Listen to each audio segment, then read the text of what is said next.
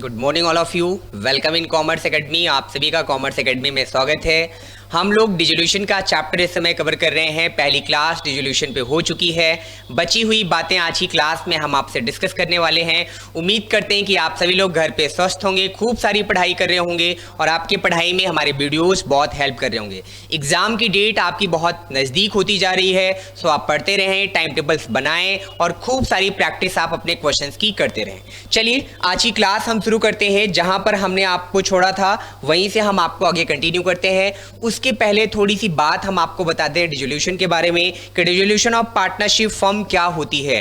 Dissolution of partnership firm का मतलब है जब कोई फर्म डिसॉल्व हो जाए या जब कोई फर्म क्लोज हो जाए तो उसी को हम डिसोल्यूशन ऑफ पार्टनरशिप फर्म कहते हैं। फर्म का क्लोज हो जाना, किसी फर्म का बंद हो जाना ही डिसोल्यूशन ऑफ पार्टनरशिप फर्म कहलाता है। सर फर्म के बंद होने के क्या रीजन है वो हमने फर्स्ट लेक्चर में कवर कर रखा है कि फर्म किस रीजन से बंद होती है, और वो सारी बातें आज की क्लास में हम लोग डिस्कस नहीं करने वाले हैं। ठीक है सर। फर्म जब डिसॉल्व होगी तो अकाउंटिंग क्या क्या होगी, तो हमने आपको बताया कि सबसे पहले हम रियलाइजेशन अकाउंट बनाएंगे, फिर हम पार्टनर्स लोन अकाउंट बनाएंगे, फिर हम पार्टनर्स कैपिटल अकाउंट बनाएंगे, फिर हम लोग बनाएंगे कैश और बैंक अकाउंट। और हमारी अकाउंटिंग का ऑर्डर भी यही होगा सर। तो रियलाइजेशन अकाउंट में मैंने आपको लेक्चर नंबर 2 में 10 स्टेप्स पढ़ाए। पहला स्टेप सर, जब आप अकाउंटिंग कर रहे होंगे, कहां पर, जब आप डिसोल्यूशन की अकाउंटिंग कर रहे होंगे तो अकाउंटिंग का कुछ वे ये होगा कि जब फर्म बंद होगी तो फर्म की एक बैलेंस शीट मिलेगी। फर्म की क्या मिलेगी? Balance sheet. बैलेंस शीट में दो पार्ट होते हैं, एसेट्स और क्या होती हैं? लायबिलिटी। तो बैलेंस शीट के जितने भी एसेट्स होंगे, फर्म क्लोज हो रही है, फर्म बंद हो रही है, तो फर्म के सारे एसेट्स को सेल किया जाएगा एक्सेप्ट कैश। कैश को नहीं बेचा जा सकता। सेल करने के बाद जो भी कैश आएगा, जो भी हमारे पास बैंक या कैश या बैंक में जो भी पैसा हमारे पास आएगा उस पैसे का यूज करेंगे। किस चीज़ में यूज करेंगे सर?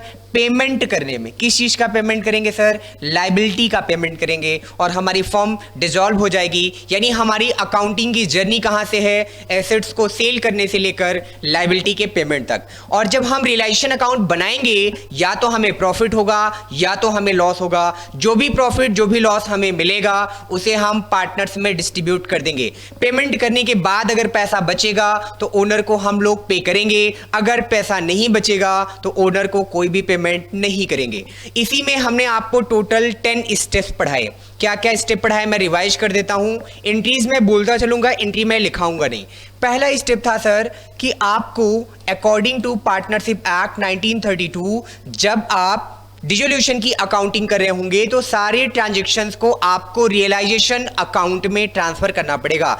यहां पर एक अकाउंट का आपको सहारा लेना पड़ेगा, हेल्प लेनी पड़ेगी, जिसका नाम है रियलाइजेशन अकाउंट। आप बिजनेस के सारे एसेट्स और लायबिलिटी को ट्रांसफर करोगे।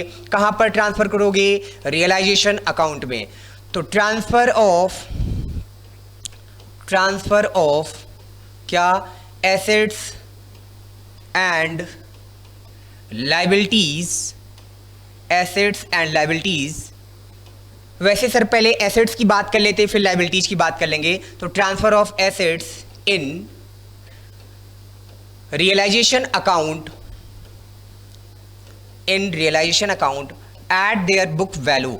बुक वैल्यू का मतलब बैलेंस शीट में दी गई वैल्यू को बुक वैल्यू कहते हैं। बैलेंस शीट में जो हमें एसेट्स दिए होंगे उन एसेट्स को बुक वैल्यू पर सबसे पहले स्टेप के अकॉर्डिंग हम लोग रियलाइजेशन अकाउंट में ट्रांसफर करेंगे। Okay sir. साथ में जब हम एसेट्स को ट्रांसफर कर रहे होंगे तो हमें इस चीज का ध्यान रखना होगा कि कैश कभी भी रियलाइजेशन अकाउंट में ट्रांसफर नहीं किया जाएगा। साथ में अगर आपको कोई फिक्टिटियस एसेट्स यानी एक्युमुलेटेड लॉस मिलता है तो उसे भी कभी आप रियलाइजेशन अकाउंट में ट्रांसफर नहीं करेंगे। Okay sir.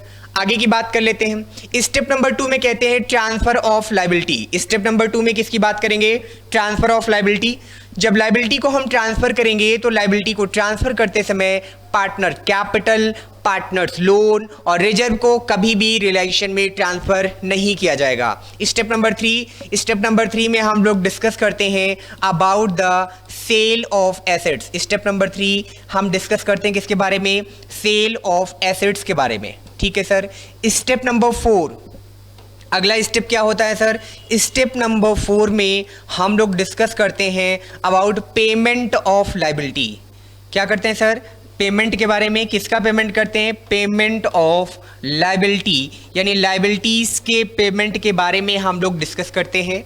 स्टेप नंबर 5 में हम लोग डिस्कस करते हैं about payment of realisation expenses. जब आपकी फर्म बंद होगी तो फर्म के बंद होने के टाइम, फर्म को बंद करते टाइम जो एक्सपेंडिचर होते हैं उन्हीं को रियलाइजेशन एक्सपेंसेस कहते हैं। और रियलाइजेशन एक्सपेंसेस को यहाँ पर स्टेप 5 के अकॉर्डिंग एंट्री उसकी हम लोग पास करेंगे।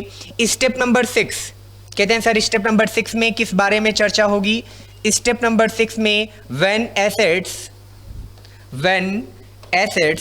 Taken by partner. जब एसेट्स कौन लेकर जा रहा होगा? Partner. Assets taken by partner, तो वहां पर हम एंट्री पास करेंगे स्टेप नंबर 6 की। स्टेप नंबर 7 पे सर हम किसकी चर्चा करेंगे? तो स्टेप नंबर 7 में हम लोग डिस्कस करते हैं when liabilities transfer in when liabilities taken by partner. जब कोई पार्टनर लायबिलिटी लेकर जाता है तो उसके लिए हम लोग apply. Step number 7। Step number 8 में किसकी बात होती है सर? स्टेप नंबर 8 में हम लोग डिस्कस करते हैं अबाउट अनरिकॉर्डेड एसेट्स। किसके बारे में चर्चा करते हैं सर? अनरिकॉर्डेड एसेट्स के बारे में हम डिस्कस करते हैं। स्टेप नंबर 9 में सर हम किसकी बात करते हैं? तो स्टेप नंबर 9 में हम लोग डिस्कस करते हैं अनरिकॉर्डेड लायबिलिटी के बारे में। अनरिकॉर्डेड लायबिलिटी के बारे में हम लोग डिस्कस करते हैं। कहाँ पर डिस्कस करते हैं? स्टेप नंबर 9 में। स्टेप नंबर 10 में हम किसके बारे में डिस्कस करते हैं? यहाँ पर मैंने इसको करेक्ट किया, स्टेप नंबर 9। स्टेप नंबर 10 में हम डिस्कस करते हैं व्हेन रियलाइजेशन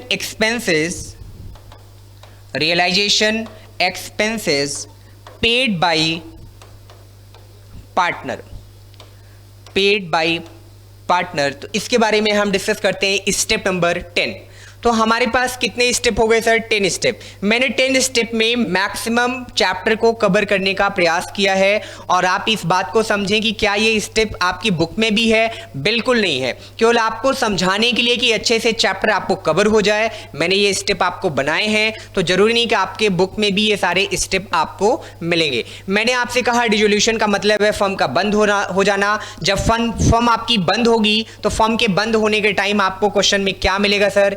बैलेंस शीट मिलेगी। बैलेंस शीट में आपको एसेट्स और लायबिलिटी मिलेगी। सर जेन्युइन सी बात है, जब आप फर्म को बंद कर रहे हैं तो आपको सारे लायबिलिटीज का पेमेंट करना पड़ेगा। लेकिन फर्म के बंद होने के टाइम हमारे पास पैसे नहीं होंगे तो हम लोग क्या करेंगे सर? उस टाइम हम अपने बिजनेस के सारे एसेट्स को मार्केट में क्या करेंगे सर? सेल करेंगे। सेल करने के बाद जो भी कैश या जो भी बैंक में पैसा आएगा उसी पैसे से हम क्या करेंगे सर? पेमेंट करेंगे। किसका पेमेंट करेंगे? लायबिलिटीज का पेमेंट करेंगे। और इसी प्रोसीजर की अकाउंटिंग हमें डिसोल्यूशन के चैप्टर में सीखनी है। No problem sir. इसी पे हमने स्टेप बनाया। कौन सा स्टेप है सर? आप अगर डिसोल्यूशन की एंट्री करना चाहते हैं या आप अकाउंट बनाना चाहते हैं, जैसा कि हमने आपसे कहा कि इसकी अकाउंटिंग में सबसे पहला अकाउंट जो बनेगा वो क्या बनेगा सर? Realisation account. सबसे पहले क्या बनाना पड़ेगा? Realisation account. रियलाइजेशन अकाउंट के बाद हम लोगों को क्या बनाना पड़ेगा? Partners loan account. क्या बनाएंगे हम लोग? Partners loan account. Okay sir. Partners loan account के बाद क्या बनाएंगे? Partners capital account. Partners capital account के बाद सर क्या बनाएंगे? कैश या बैंक अकाउंट। ये 4 अकाउंट आपके इस चैप्टर में बनाने होते हैं। Cash account oblique bank account यहां पर हम लोग बनाते हैं। टोटल ये कितने अकाउंट बन गए सर? 4 अकाउंट।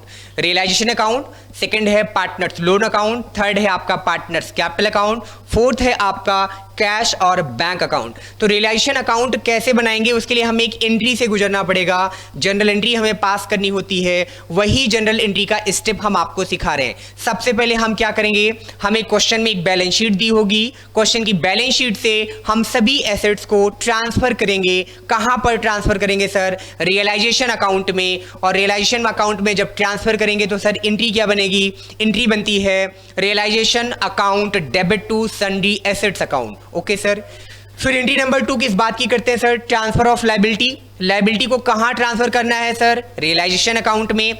लायबिलिटी को ट्रांसफर करते समय इस बात का हमें ध्यान रखना है कि पार्टनर की कैपिटल, रिजर्व और पार्टनर्स के लोन को कभी भी रियलाइजेशन अकाउंट में ट्रांसफर नहीं किया जाता है। और step number 1, step number 2 transfer of assets और ट्रांसफर ऑफ लायबिलिटी में हमेशा हम ट्रांसफर किस वैल्यू पर करते हैं, तो सर हम बुक वैल्यू पर करते हैं। बुक वैल्यू सर कौन सी वैल्यू होती है, बुक वैल्यू वो वैल्यू होती है सर जो क्वेश्चन की बैलेंस शीट में वैल्यू हमें दी हो, उसी को हम लोग बुक वैल्यू कहते हैं। स्टेप 1, स्टेप 2, स्टेप 3 कहते हैं सर जिस एसेट्स को हम लोगों ने ट्रांसफर किया है उसी एसेट्स को अगर हम मार्केट में सेल करें तो सेल ऑफ एसेट्स के लिए स्टेप 3 क्या एंट्री होती है, cash account debit to realisation account. Liability के पेमेंट की एंट्री क्या होती है, realisation account debit to cash account. Asset sale करोगे तो कैश आएगा डेबिट, लायबिलिटी का पेमेंट करोगे तो कैश जाएगा, कैश को क्रेडिट करेंगे। अच्छा जी सर, कोई प्रॉब्लम नहीं है। पेमेंट ऑफ रियलाइजेशन एक्सपेंसेस कहते हैं स्टेप नंबर 5 में हम लोग एंट्री करते हैं पेमेंट ऑफ रियलाइजेशन एक्सपेंसेस की, और एंट्री बनती है realisation account debit to cash account. यानी स्टेप नंबर 4 और स्टेप नंबर 5 की एंट्री सेम हो जाती है, क्योंकि इसमें भी पेमेंट जा रहा है और इसमें भी आपका पेमेंट जा रहा है, इसलिए दोनों में आपकी एंट्री सेम हो जाती है, इक्वल हो जाती है। ओके सर, स्टेप नंबर 6 में कहते हैं sir when assets taken by partner, अगर कोई पार्टनर किसी एसेट्स को टेक ओवर करता है, डिसॉल्व, जब आपकी फर्म डिसॉल्व होती है तो पार्टनर कहता है कि सर इस एसेट्स को आप मार्केट में सेल मत करो, इस एसेट्स को हमने बहुत दूर जाकर ये एसेट्स फर्म के लिए लेकर आई थी, इस एसेट्स के साथ मेरा अटैचमेंट है, मेरा मन है कि इस एसेट्स को मैं अपने घर ले जाऊं। तो फर्म कहता है कोई बात नहीं सर, अब आप इसे अपने घर ले जा सकते हैं, लेकिन एसेट्स की जो वैल्यू होगी उतनी वैल्यू से हम आपके कैपिटल अकाउंट में अमाउंट माइनस कर देंगे, यानी आपके कैपिटल को डेबिट करेंगे। इसका मतलब जब भी कोई पार्टनर किसी एसेट्स को लेकर घर जाएगा अपने पर्सनल यूज के लिए फर्म के बंद होने पर, तो उसकी एंट्री बनेगी partners capital account debit to realisation account. Okay sir, same situation when liability taken by partner कहते हैं सर अगर कोई पार्टनर टेकन बाय पार्टनर, अगर कोई पार्टनर किसी लायबिलिटी को लेकर जा रहा है तो लायबिलिटी के लेकर जाने पर सर क्या एंट्री करेंगे, लायबिलिटी के लेकर जाने पर हम एंट्री पास करते हैं realisation account debit to partners capital account. Partner के कैपिटल को डेबिट करने का मतलब उसके अकाउंट से पैसा माइनस करना है, पार्टनर्स के कैपिटल अकाउंट को क्रेडिट करने का मतलब उसे अमाउंट उसके अकाउंट में प्लस करना है। जब भी पार्टनर किसी लायबिलिटी को पे ऑफ करेगा तो लायबिलिटी के पे ऑफ करने पर पार्टनर की कैपिटल क्रेडिट होगी और हमारी एंट्री बनेगी realisation account debit to partners capital account. No problem sir. Next है अनरिकॉर्डेड एसेट्स। अनरिकॉर्डेड एसेट्स वो एसेट्स होते हैं जो आपके क्वेश्चन की बैलेंस शीट में पहले से नहीं दिए होते हैं, एडजस्टमेंट में इनकी इंफॉर्मेशन आपके पास होगी। अनरिकॉर्डेड एसेट्स को आप जब भी रिकॉर्ड करेंगे आपकी एंट्री बनेगी cash account debit to realisation account, क्योंकि अनरिकॉर्डेड एसेट से आपको पैसा रियलाइज होगा और अनरिकॉर्डेड लायबिलिटी में आपको पेमेंट करना पड़ेगा। तो अनरिकॉर्डेड लायबिलिटी की सर क्या एंट्री बनेगी, realisation account debit to cash account, यानी स्टेप नंबर 4 यहां पर कॉमन हो जाता है। और स्टेप नंबर 8 में आपकी स्टेप नंबर 3 की एंट्री हो जाती है, यानी अनरिकॉर्डेड एसेट्स के केस में एंट्री बनती cash account debit to realisation account, और अनरिकॉर्डेड लायबिलिटी के केस में एंट्री होती है realisation account debit to cash account. Okay sir, अगर आपके क्वेश्चन में realisation expenses paid by partner question में दिया गया है, यानी रियलाइजेशन एक्सपेंसेस का पेमेंट कौन कर रहा है, पार्टनर कर रहा है, उस केस में हमारी एंट्री क्या बनती है, एंट्री बनती है realisation account debit to partners capital account, क्योंकि रियलाइजेशन एक्सपेंसेज एक्चुअली में फर्म का एक्सपेंसेज है, फर्म को पे करना चाहिए, बट फर्म के एक्सपेंसेज को फर्म के बिहाफ पे अगर पार्टनर पे करेगा तो वहां पर हम रियलाइजेशन एक्सपेंसेज की एंट्री क्या करेंगे सर? एंट्री बनेगी realisation account debit to partners capital account. Realisation expenses में 2-3 बातें और हैं, मैं आपको बता दूं। पहली बात क्या है, अगर क्वेश्चन में रियलाइजेशन एक्सपेंसेज को पे करने की कोई भी बात नहीं कही गई है, यानी कौन पे कर रहा है इसकी कोई इंफॉर्मेशन क्वेश्चन में नहीं है, if question is silent about the payment of realisation expenses, in such case realisation expenses paid by firm, ये एज्यूम कर लिया जाएगा कि रियलाइजेशन एक्सपेंसेज का पेमेंट कौन कर रहा है? फर्म पेमेंट कर रही है। इस पे हमने आपको एंट्री दिखाई भी थी, चलिए हम आपको वापस एंट्री दिखा देते हैं रियलाइजेशन एक्सपेंसेज की, कि रियलाइजेशन एक्सपेंसेज में हम लोग क्या क्या एंट्री करने वाले हैं। हाँ, मिल गया ये केस आपको।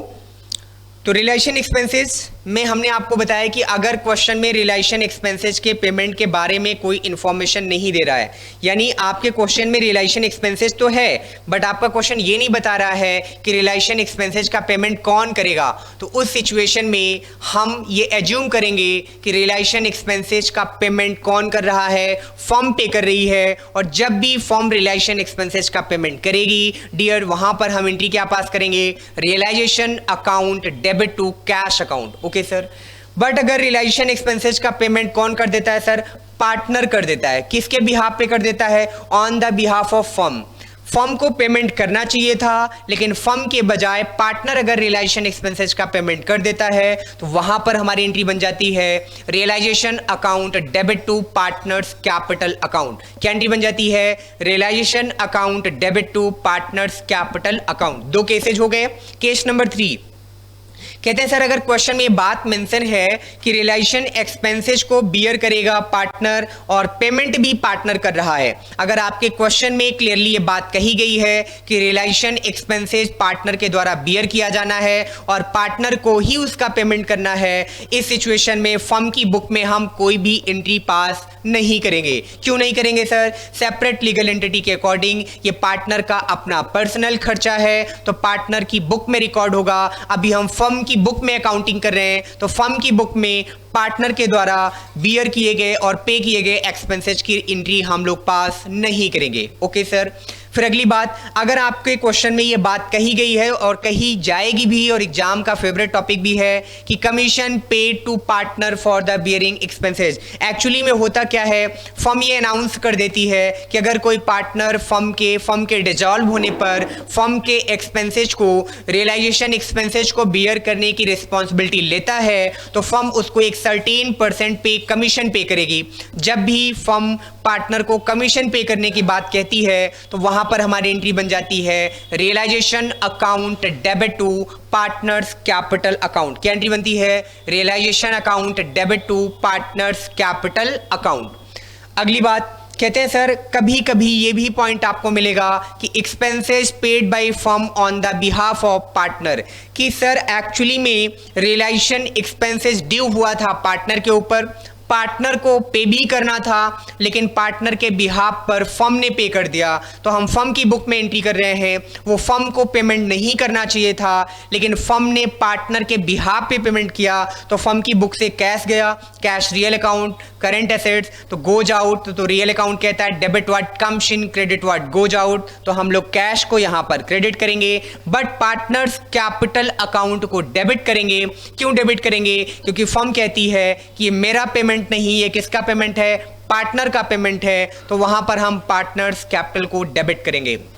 एक्चुअली में रियलाइजेशन एक्सपेंसेज में बच्चों को कन्फ्यूजन आती है, प्रॉब्लम आती है, इसलिए मैं रियलाइजेशन एक्सपेंसेज पे थोड़ी चर्चा ज़्यादा कर रहा हूं ताकि प्रैक्टिकल क्वेश्चन करते समय आपको किसी प्रकार की कोई दिक्कत ना आए। पहला पॉइंट मैंने आपसे क्या कहा कि रियलाइजेशन एक्सपेंसेज अगर आपके क्वेश्चन में दिया है, क्वेश्चन में रियलाइजेशन एक्सपेंसेज के पे करने की कोई बात क्वेश्चन नहीं कह रहा है, वहां पर रियलाइजेशन एक्सपेंसेज का पेमेंट फर्म करेगा, और जब भी फर्म रियलाइजेशन एक्सपेंसेज का पेमेंट करेगा क्या एंट्री बनेगी sir? Realisation account debit to cash account. Realisation account debit to क्या बनेगा? कैश अकाउंट बनेगा। No problem sir.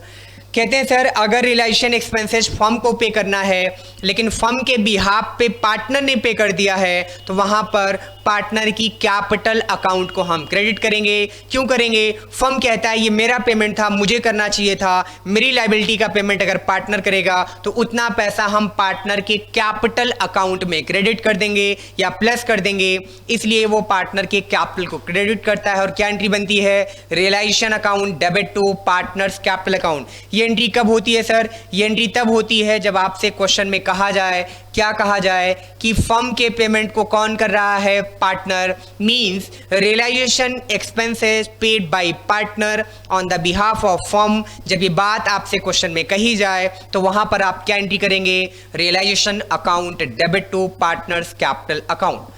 अगर क्वेश्चन में आपसे क्लियरली मेंशन हो क्या कि रियलाइजेशन एक्सपेंसेस को पार्टनर को बियर करना है और पेमेंट भी पार्टनर के थ्रू किया जाए तो उसकी कोई भी एंट्री हम लोग बुक में रिकॉर्ड नहीं करेंगे। और अगर क्वेश्चन में ये आपसे कहा जाए कि पार्टनर को रियलाइजेशन एक्सपेंसेस को बियर करने का कमीशन देना है और वो कमीशन पार्टनर को अगर पे किया जा रहा हो तो उसकी एंट्री बुक में क्या होगी? सर उसकी एंट्री बनेगी realisation account debit to partners capital account. Any doubt? तो आई थिंक आपको डाउट नहीं होगा। आप रियलाइजेशन के पांचों केसेस को अच्छे से देख लीजिए। आज की क्लास में हम प्रैक्टिकल क्वेश्चन भी करने वाले हैं। जब प्रैक्टिकल क्वेश्चन करेंगे तो आपको ये बातें ज्यादा समझ में आएंगी। Expenses paid by firm on behalf of the partner. कहते हैं सर अगर कभी फर्म ने पार्टनर के बिहाफ पे पेमेंट कर दिया, यहां पर पैसा कौन पे कर रहा है सर? फर्म। किसके बिहाफ पे? पार्टनर के बिहाफ पे। तो वहां एंट्री बन जाती है partners capital account debit to cash account. क्या एंट्री बनती है? Partners capital account debit to cash account. ये पांचों केस अच्छे से रिवाइज कर लीजिए। डिसोल्यूशन के चैप्टर में ये केस आपको बहुत कंफ्यूज करेगा और एग्जाम में ये केस आपसे जरूर पूछा जाएगा, तो प्लीज इस टॉपिक पे आप बिल्कुल भी कंफ्यूज नहीं होंगे। ओके सर, चलिए अब आगे की बात हम आपको बता देते हैं। इसी पॉइंट से रिलेटेड आपसे कुछ बातें और कही गई हैं। क्या कही गई हैं? कहते हैं कि सर इस बात का आप ध्यान रखेंगे कि अगर क्वेश्चन में रियलाइजेशन एक्सपेंसेस की गारंटी किसकी है, कौन पे कर रहा है, इसके बारे में कोई इन्फॉर्मेशन नहीं है, तो आप इस बात का ध्यान रखेंगे कि इसका पेमेंट कौन करेगा। The main emphasis lie upon who is to bear the expenses bearing party would be debited and when paid by firm cash account credited. छोड़ दीजिए उसकी बात, यहां से पढ़िए। If the question is silent about the treatment of the realization expenses, it is assumed that the firm has to bear the realization expenses and it has met the realization expenses। अगर आपसे question में realization expenses को पे करने के बारे में information नहीं है तो आपको ये एज्यूम करना है कि realization expenses का पेमेंट फर्म के द्वारा किया जाएगा। और स्टेप नंबर 5 के अकॉर्डिंग हम एंट्री पास करेंगे realisation account debit to cash account. Okay sir, no problem, यहाँ तक पॉइंट क्लियर है। चलिए आगे चलते हैं। रियलाइजेशन के प्रॉफिट लॉस की एंट्री आप कर लेंगे, लास्ट क्लास में भी आपने पढ़ा है। पार्टनर्स लोन के बारे में भी मैंने आपको पढ़ा दिया है। वर्कमैन कंपनसेशन रिजर्व के बारे में भी हम आपसे डिस्कस कर चुके हैं, तो आज की क्लास में इसके बारे में हम डिस्कस नहीं करेंगे। और आप लोग इसके लिए प्रीवियस लेक्चर्स प्लीज आप देखते चलिएगा।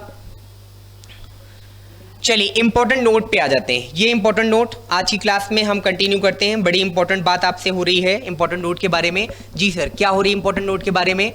All assets which are not realised are assumed to be unsold and no further treatment take place, that is if the question is silent about the realization of assets, it is assumed that the assets has not realized any amount। कहते हैं sir जब अगर आपके question में liability के payment की कोई बात ना कही गई हो तो आपको ये समझ लेना है कि लायबिलिटी का पेमेंट हमें हर हाल में करना है।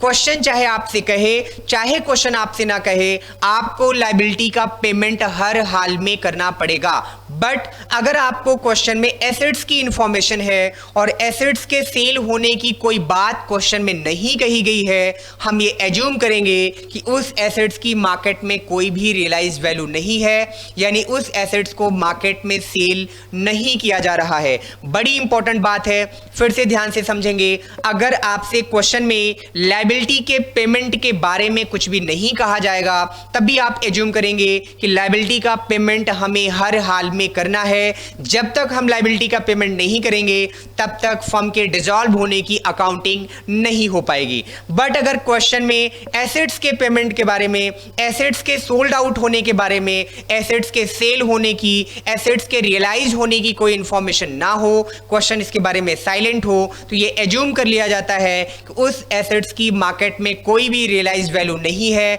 यानी उस एसेट्स को मार्केट में सेल करके हमें कोई भी पैसा नहीं मिलने वाला है। तो अगर आपसे एसेट्स में सेल होने की या एसेट्स की रियलाइज वैल्यू की कोई इंफॉर्मेशन नहीं दी है तो आप क्वेश्चन में उसकी कोई एंट्री पास नहीं करेंगे। जबकि लायबिलिटी के केस में जस्ट अपोजिट है, क्योंकि लायबिलिटी में पैसा आपको देना है तो क्वेश्चन चाहे आपसे कहे चाहे आपसे ना कहे आपको लायबिलिटी का पेमेंट करना पड़ेगा। लेकिन एसेट्स के बारे में जब तक क्वेश्चन आपसे नहीं कहता है तब तक आप एसेट्स के सेल होने की एंट्री अपनी बुक में रिकॉर्ड नहीं करेंगे।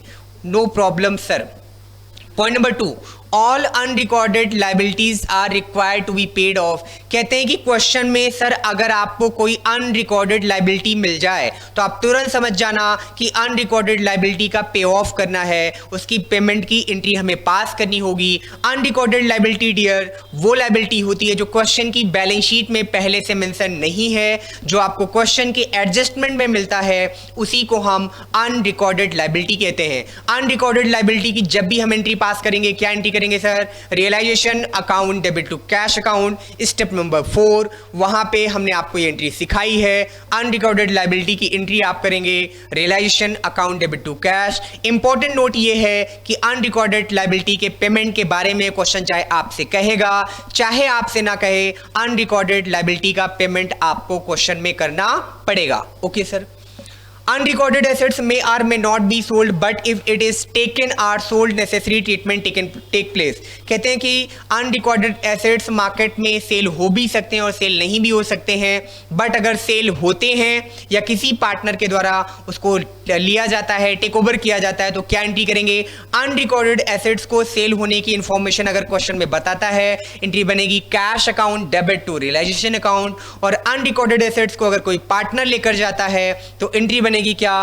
Partners capital account debit to realisation account. Amount क्या लिखा जाएगा सर? अमाउंट अनरिकॉर्डेड एसेट्स का वो अमाउंट लिखा जाएगा जो क्वेश्चन हमें बताएगा।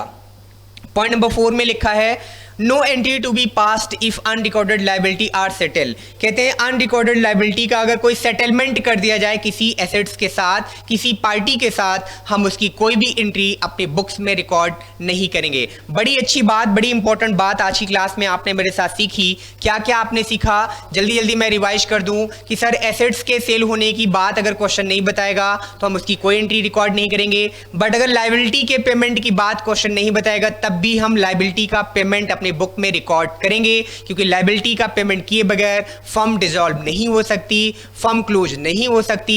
प्रैक्टिकल लाइफ में भी जब तक आप बाहरी लोगों को पैसा नहीं देंगे तब तक आपकी शॉप, आपकी दुकान, आपका बिजनेस क्लोज नहीं हो पाएगा। और अगर आप ऐसा करते हैं तो फ्रॉड की लिस्ट में आएंगे, साथ में आपको इंसॉल्वेंट घोषित कर दिया जाएगा, अनाउंस कर दिया जाएगा।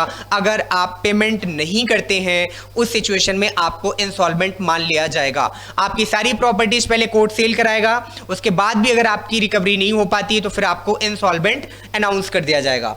सेकंड बात, अनरिकॉर्डेड लायबिलिटी का पेमेंट हर हाल में किया जाएगा, क्वेश्चन आपसे कहे चाहे ना कहे, और एंट्री क्या बनेगी? Realisation account debit to cash. लेकिन अनरिकॉर्डेड एसेट्स के बारे में क्वेश्चन अगर बताएगा तो हम उसकी सेल की एंट्री करेंगे, और अनरिकॉर्डेड एसेट्स कोई पार्टनर लेकर जाएगा तो हम उस बात की एंट्री करेंगे। जब अनरिकॉर्डेड एसेट्स को सेल करेंगे तो हमारी एंट्री बनेगी cash account debit to realisation account, और अनरिकॉर्डेड एसेट्स को जब कोई पार्टनर लेकर जाएगा तो हमारी एंट्री बनेगी partners capital account debit to realisation account. कहते हैं सर अगर क्वेश्चन में आपको अनरिकॉर्डेड लायबिलिटी का सेटलमेंट बताया जा रहा है तो अनरिकॉर्डेड लायबिलिटी के सेटलमेंट की कोई भी एंट्री हम लोग पास नहीं करेंगे। अनरिकॉर्डेड लायबिलिटी के सेटलमेंट की बात अगर आपसे क्वेश्चन कहता है तो उसकी कोई भी एंट्री हम लोग पास नहीं करेंगे। If question silent about payment of liability, हाँ चलिए ये भी बात आपको बता देते हैं इंपॉर्टेंट नोट में। हालांकि ये बात हम आपको बता चुके हैं लेकिन आपके कंटेंट में ये रिपीट हो रहा है। मैंने ये बात पहले से आपको अपनी थ्रू बता रखी थी बट ये आपको फिर से मिल रहा है पॉइंट में, तो सुन लें। लिखा है क्या, after the transfer of provision relating to assets like provision for doubtful debts no entries passed there after for it. कहते हैं कि सर जब आप एंट्री नंबर 2 करते हैं क्या, किस बात की, ट्रांसफर ऑफ लायबिलिटी की, तो ट्रांसफर ऑफ लायबिलिटी में provision for doubtful dates, provision for depreciation भी एक लायबिलिटी है। इसको हम रियलाइजेशन अकाउंट में ट्रांसफर तो करेंगे लेकिन प्रोविजन का कभी एक्चुअल में पेमेंट नहीं होता है, तो प्रोविजन को पे करने की हम कोई एंट्री पास नहीं करेंगे। सर प्रोविजन को रियलाइजेशन में ट्रांसफर करने की एंट्री तो की जाएगी लेकिन प्रोविजन को पे करने की कोई एंट्री पास नहीं की जाएगी। क्यों नहीं की जाएगी सर? क्योंकि प्रोविजन का एक्चुअल में कभी कोई पेमेंट नहीं होता है, इसलिए हम प्रोविजन की कोई भी एंट्री पे करने की एंट्री पास नहीं करेंगे। फिर आगे कहते हैं if question is silent about payment of liability it is assume that it is paid in full amount. अगर क्वेश्चन में लायबिलिटी के पेमेंट के बारे में आपसे कुछ भी नहीं कहा गया है तो आपको ये एज्यूम कर लेना है कि लायबिलिटी का फुल अमाउंट पे होगा, लायबिलिटी को पूरा अमाउंट आपको पे करना पड़ेगा। मीन्स इसका ये हुआ कि क्वेश्चन में लायबिलिटी के पेमेंट के बारे में अगर आपसे नहीं कहा गया है तब भी आप लायबिलिटी का पेमेंट यहां पर दिखाएंगे। The following balance sheet is a of the above entries and so where each item would go। कहते हैं साथ में आपको ये दिखाना पड़ेगा कि इनको हम बैलेंस शीट में कहां रिकॉर्ड करने वाले हैं, वो सारी बातें हम आगे भी करेंगे। चलिए, वैसे तो लेक्चर नंबर 2 में हमने आपको लेक्चर नंबर 1 में रियलाइजेशन अकाउंट बनाकर दिखा दिया था कि रियलाइजेशन अकाउंट कैसे बनाते हैं। अगर आपको एंट्री आती है तो रियलाइजेशन अकाउंट की पोस्टिंग आप कर लेंगे, इसलिए मैं आप सभी से रिक्वेस्ट करूंगा कि आप वो 10 स्टेप्स याद कर लें, साथ में रियलाइजेशन एक्सपेंसेज की कैटेगरी कंफर्म कर लें, साथ में WCR का कंसेप्ट जो एडमिशन रिटायरमेंट डेथ के चैप्टर से डिफर है उसे भी आप इस चैप्टर में डिटेल में पढ़ लें। जब तक ये पॉइंट्स आपके क्लियर नहीं होंगे तब तक क्वेश्चंस आपके सॉल्व नहीं हो पाएंगे। बात कर लेते हैं सर गुडविल की, थोड़ी सी बात गुडविल की कर लेते हैं कि सर जैसे आपने चेंज इन PSR में गुडविल पढ़ाया, एडमिशन में पढ़ाया, रिटायरमेंट में पढ़ाया, डेथ के चैप्टर में पढ़ाया, डिसोल्यूशन ऑफ फर्म में गुडविल का क्या रोल है। डिसोल्यूशन ऑफ फर्म में माय डियर गुडविल को केवल एक इनटैंजिबल एसेट्स माना गया है। जैसे हम स्टेप नंबर 1 में सारी एसेट्स को ट्रांसफर करते हैं एक्सेप्ट कैश, वैसे हम गुडविल को यहां ट्रांसफर करेंगे। डिसोल्यूशन के चैप्टर में गुडविल केवल एक इनटैंजिबल एसेट्स है, गुडविल केवल एक एसेट्स है, गुडविल को केवल एक एसेट्स की तरह ट्रीट किया जाएगा। बाकी यहां पर हम गुडविल की कोई भी एंट्री पास नहीं करेंगे। No problem sir. चलिए, तो ये आपका रियलाइजेशन अकाउंट है। मैं अकाउंट के बारे में कुछ भी नहीं बताने के मूड में हूं। क्यों? क्योंकि मैंने आपको 10 स्टेप आज रिवाइज कराए, उनकी एंट्रीज मैंने आपको बताई, रियलाइजेशन एक्सपेंसेज की कैटेगरी मैंने आपको बताई, WCR के बारे में मैंने आपको पहले बता दिया, IFR का क्या रूल है। जो आप लेक्चर जो लोग मेरा सुन रहे हैं वो नोट्स भी बनाते चलेंगे वीडियोज को रोककर, बाकी ये सारे नोट्स आपको PDF फॉर्म में मिल जाएंगे। अगर आपने कॉमर्स एकेडमी का ऐप डाउनलोड नहीं किया है तो आप कॉमर्स एकेडमी का ऐप गूगल प्ले स्टोर से डाउनलोड कर लें। साथ में टेलीग्राम का चैनल जरूर सब्सक्राइब करें जहां पर आपको फ्री नोट्स हमारी तरफ से, एकेडमी की तरफ से आपको मिल जाएंगे। साथ में यूट्यूब का चैनल आप जरूर सब्सक्राइब करें, बेल आइकन जरूर दबाएं ताकि आपको वीडियोज की नोटिफिकेशन टाइम टू टाइम मिलती रहे।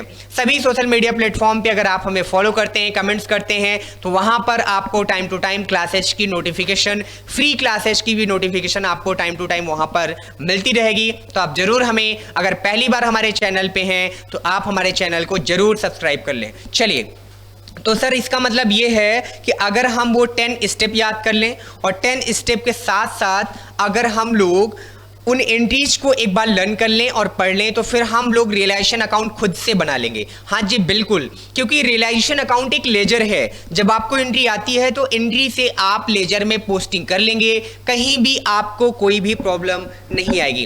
कहते हैं सर इसमें आपको पार्टनर्स कैपिटल अकाउंट भी बनाना पड़ेगा और पार्टनर्स कैपिटल अकाउंट में आपको पेमेंट करना पड़ेगा। जब पार्टनर्स कैपिटल अकाउंट हम लोग बनाएंगे ना, 2 सिचुएशन बनेगी। 90% ये होगा कि हमें पार्टनर को पे करना पड़ेगा क्योंकि फर्म क्लोज हो रही है, फर्म बंद हो रही है। जितना भी पैसा पार्टनर्स कैपिटल अकाउंट में आएगा डिसोल्यूशन के चैप्टर में उसे हम टू बैलेंस शीट नहीं लिखेंगे। टू बैलेंस शीट का मतलब डियर होता है कैपिटल का क्लोजिंग बैलेंस। आज तो फर्म बंद होने जा रही है, जब फर्म बंद होने जा रही है तो हम कोई भी बैलेंस अपने पास क्लोजिंग में नहीं रखेंगे, हम पूरा बैलेंस पार्टनर को पे ऑफ कर देंगे। तो वहां पर एंट्री बन जाती है क्या, partners capital account debit to cash account या बैंक अकाउंट। यानी अब जो हम डिसोल्यूशन में पार्टनर्स कैपिटल अकाउंट बनाते हैं, total of credit minus total of debit करने पे जो बैलेंसिंग फिगर आएगा उसे हम टू कैश या टू बैंक के नाम से रिकॉर्ड कर देंगे। बट अगर मान लीजिए हमारा बैलेंस डेबिट साइड का ज्यादा है, क्रेडिट साइड का कम है, किसी एक पार्टनर का या सभी पार्टनर का, तो उस केस में हमें उस पार्टनर से कैश मंगाना पड़ेगा। उस डिफरेंस को हम बाई कैश के नाम से रिकॉर्ड करेंगे। कैपिटल अकाउंट जब मेरे साथ सीखोगे तो ये दो एंट्री आपको क्लियर हो जाएगी। बहुत आसान एंट्री है, ये बैलेंसिंग फिगर की एंट्री है। कैपिटल अकाउंट जब आप मेरे साथ बनाओगे अभी थोड़ी देर के बाद, तो ये एंट्री आपको खूब अच्छे से क्लियर होती चलेगी। ये एंट्री किस बात की है सर, ये एंट्री है कैपिटल अकाउंट को क्लोज करने की एंट्री। कैपिटल अकाउंट बनाओगे या तो कैपिटल अकाउंट का डेबिट में बैलेंस आएगा या तो क्रेडिट में बैलेंस आएगा। डेबिट में आएगा तो टू कैश, क्रेडिट में आएगा तो बाई कैश। टू कैश का मतलब कैश का पेमेंट हम पार्टनर को कर रहे हैं, बाई कैश का मतलब है कि हम पार्टनर से कैश रिसीव कर रहे हैं। तो जैसा भी क्वेश्चन हमसे कहेगा उस तरीके से हम क्वेश्चन में एंट्री पास करते चलेंगे, कोई प्रॉब्लम नहीं आने पाएगी आपको। बस आप कैपिटल अकाउंट का क्वेश्चन आप देखेंगे तो आपका ये टॉपिक क्लियर हो जाएगा। ओके सर, चलिए अगले क्वेश्चन पे, अगले टॉपिक पे चलते हैं। अगला टॉपिक ये है कि सर आपने जो बात बताई, थोड़ा सा उस बात पे हम लोग और फोकस कर लेते हैं कि क्या क्या हमें पढ़ना होता है। तो रियलाइजेशन अकाउंट, कौन कौन से अकाउंट पढ़ते हैं sir, realisation account, partners loan account, partners capital account, cash or bank account, 4 accounts हमें इस चैप्टर में बनाने होते हैं।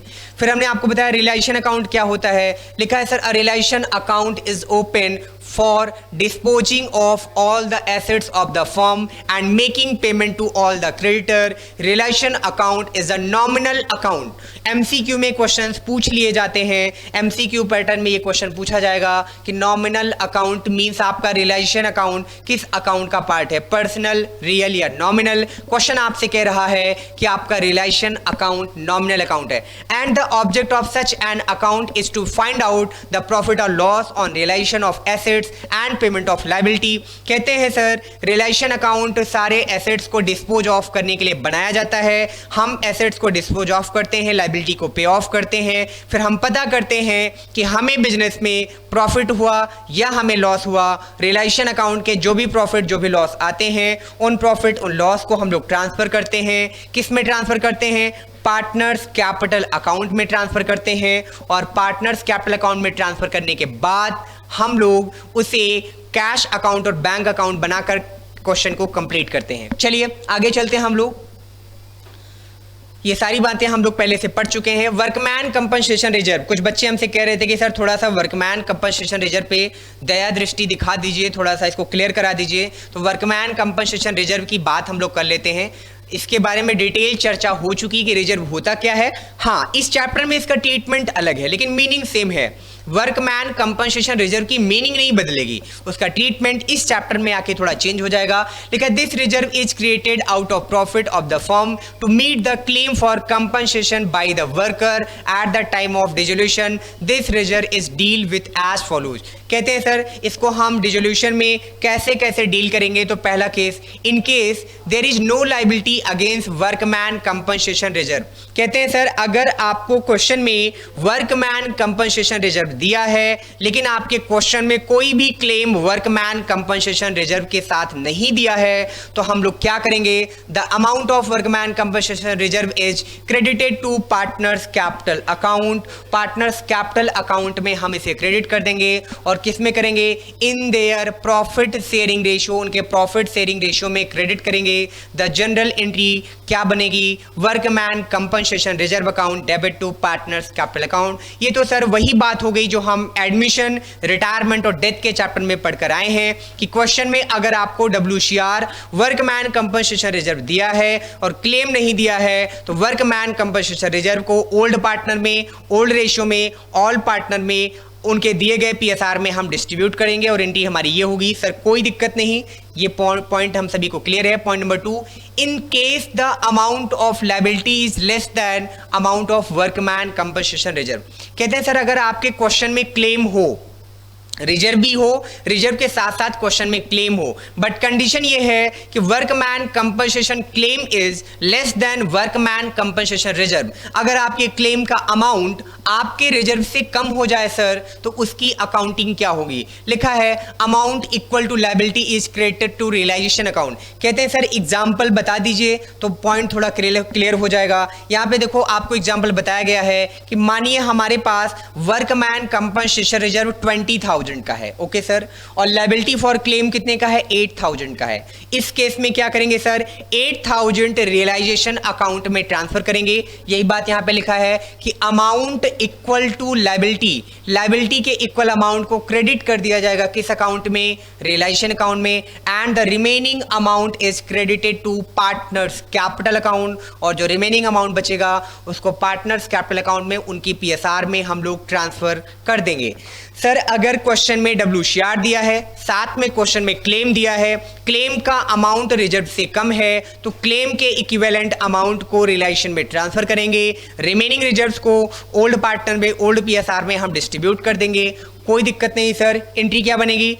एंट्री बनेगी workman compensation reserve account debit to realisation account debit to partners capital account. ये केस नंबर 2 हो गया। केस नंबर 3 पे आ जाते हैं। In the case of amount of liability is equal to the claim. कहते हैं सर जब आपका liability of workman compensation is equal to workman compensation reserve, जब आपका रिजर्व और जब आपका क्लेम सर दोनों इक्वल हो जाए तो उस केस में हम क्या करेंगे? तो सर उसकी इंफॉर्मेशन यहाँ पर मेंशन नहीं है। उस केस में हम लोग क्या करते हैं? अपने लायबिलिटी को इक्वल टू लायबिलिटी के अमाउंट को रियलाइजेशन अकाउंट में ट्रांसफर कर दिया जाता है। उस केस में पार्टनर्स के कैपिटल अकाउंट में हम लोग कुछ भी ट्रांसफर नहीं करते हैं। और जब आपके क्वेश्चन में क्लेम ज़्यादा हो जाए रिजर्व से, तो उस केस में भी हम क्लेम को पूरा रियलाइजेशन अकाउंट में ट्रांसफर कर देते हैं। पार्टनर्स कैपिटल अकाउंट में कुछ भी ट्रांसफर नहीं किया जाता है। चलिए सर ये भी बात आपकी कंफर्म हो गई। अब हम लोग शुरू करते हैं प्रैक्टिकल एस्पेक्ट, प्रैक्टिकल क्वेश्चन शुरू करते हैं। प्रैक्टिकल क्वेश्चन में एग्जाम्पल नंबर 1 और example number 2 much more and most important. जितना इंपॉर्टेंट मैं आपको कहूं उतना कम है, तो आप लोग प्लीज ये दोनों एग्जाम्पल कवर करेंगे मेरे लिए। अपने घर पे आपके पास डीके गोयल की बुक अवेलेबल होगी।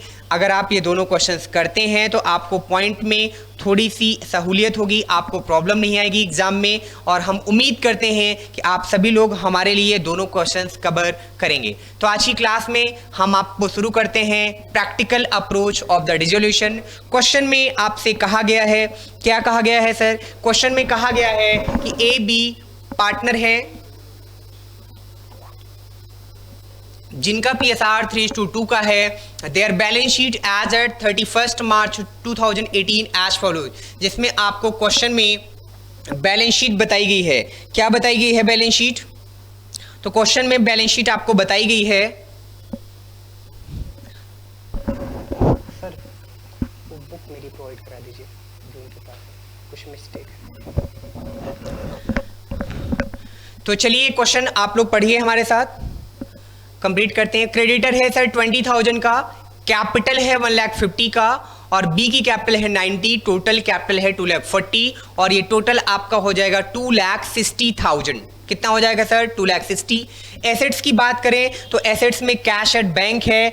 डेटर की वैल्यू सर हम लोगों को दिखाई नहीं दे रही है, क्योंकि डेटर की वैल्यू वहाँ पे है ही नहीं है, तो आपको डेटर की वैल्यू दिखाई कैसे देगी? तो चलिए हम आपको डेटर की वैल्यू बता देते हैं कि डेटर की वैल्यू क्या है क्वेश्चन में। और उसके बाद क्या है सर? स्टॉक है हमारे पास। स्टॉक कितने का है सर? स्टॉक सर हमारे पास है क्वेश्चन में 54,000 का। मशीनरी कितने का है सर क्वेश्चन में? मशीनरी हमारे पास है क्वेश्चन में, मशीनरी चेक करिए सर, मशीनरी की वैल्यू है 40,000। लैंड एंड बिल्डिंग की वैल्यू कितना है सर? तो लैंड एंड बिल्डिंग की वैल्यू है क्वेश्चन में आपका 1,20,000। सर क्वेश्चन में कुछ बातें मिसिंग है। हाँ जी, केवल आपका एक पॉइंट मिसिंग है डेटर का, और डेटर की वैल्यू कितने से मिसिंग है? तो सर डेटर की वैल्यू आपकी 40,000 है। तो चलिए डेटर की वैल्यू हम लोग यहाँ पर लिख लेते हैं। कितना? 40,000। यहाँ पर मैंने लिखा डेटर 40,000। 40,000 में से 1,800 माइनस करना है, तो ये वैल्यू सर आ जाएगी 38,200। कितना आ जाएगा? 38,200। कैलकुलेशन आप लोग भी चेक कर लें कि 38,200 आ रहा है या नहीं। साथ में 54,800, ये वैल्यू हमारी स्टॉक की जो वैल्यू है क्वेश्चन में 54,800 है, इसको आप करेक्ट कर लेंगे क्वेश्चन में 54,800, बाकी 40 एंड 1,20,000 है। फिर क्वेश्चन में आपसे और क्या क्या इंफॉर्मेशन है, आइए देख लेते हैं क्वेश्चन की बाकी की इंफॉर्मेशन। सर बाकी इंफॉर्मेशन है, partner decided to dissolve the firm on the above date, assets are realised as follows. Assets आपकी रियलाइज हो रही हैं, स्टॉक 45,000 में, machinery 20% less than book value हो रही है, डेटर आपका 35,000 में, लैंड एंड बिल्डिंग आपका रियलाइज हो रहा है 30,000 में, 30,000 मोर देन बुक वैल्यू में। साथ में क्वेश्चन में कहा गया creditor agree to accept 5% less expenses of realisation amounting to 1200। आपसे क्वेश्चन में कहा जा रहा है prepare journal entry and give necessary account. कहते हैं सर आपको इस क्वेश्चन में जनरल एंट्री भी पास करनी है और जनरल एंट्री को पास करने के साथ साथ नेसेसरी अकाउंट्स भी बनाने हैं। सर एक बार क्वेश्चन को फिर से पढ़ लिया जाए क्या? चलो पढ़ लेते हैं क्वेश्चन में है A and B are partners sharing PSR in the ratio 3:2. Their balance sheet as at 31st March 2018 as follows. Sir creditor है 20 का, कैपिटल 1,50,000 और 90, टोटल 2,40,000, लाइबिलिटी का टोटल 2,60,000, कैश एट बैंक आपका है 7,000 का, डेटर की वैल्यू है 40,000, लेस प्रोविजन 1,800, तो आपका फाइनल डेटर कितने का बना सर? 38,200, स्टॉक की वैल्यू है 50,800, मशीनरी की वैल्यू है 40,000, लैंड एंड बिल्डिंग की वैल्यू है 1,20,000, टोटल आपका हुआ 2,60,000। नीचे आपसे क्वेश्चन में एडजस्टमेंट में बताया गया partner decided to dissolve the firm on the above date, assets realized as follows. Sir stock को मार्केट में हम 45,000 में सेल करेंगे, मशीनरी को 20% लेस देन बुक वैल्यू पे सेल करेंगे, डेटर को 35,000 पे आपको सेल किया जाना है या डेटर से आपको 35,000 रिकवर होना है, लैंड एंड बिल्डिंग को 30,000 मोर देन बुक वैल्यू, जितनी बुक वैल्यू दी होगी उससे 30,000 रुपये ज़्यादा हमें मिलने हैं, क्रेडिटर एग्री हो रहा है 5% लेस पे, यानी हमें क्रेडिटर का पेमेंट 95% पे करना है as per the question. Expenses of realisation ₹1200। Question में कहा जा रहा है कि आप नेसेसरी जनरल एंट्री पास करिए और साथ में लेजर बनाइए। No problem sir. सबसे पहले हम लोग क्या करते हैं? जनरल एंट्री करते हैं। चलिए स्टेप नंबर वन आपको याद होगा कि सबसे पहली एंट्री हम लोग किस बात की करते हैं? सर पहली एंट्री हम लोग करते हैं ट्रांसफर ऑफ क्या? एसेट्स इन किस अकाउंट में? रियलाइजेशन अकाउंट में। केवल आपको समझाने के लिए मैं हेडिंग लिख रहा हूं, आपको हेडिंग्स नहीं लिखना है, आपको डायरेक्टली अकाउंट लिखना है। Realisation account except cash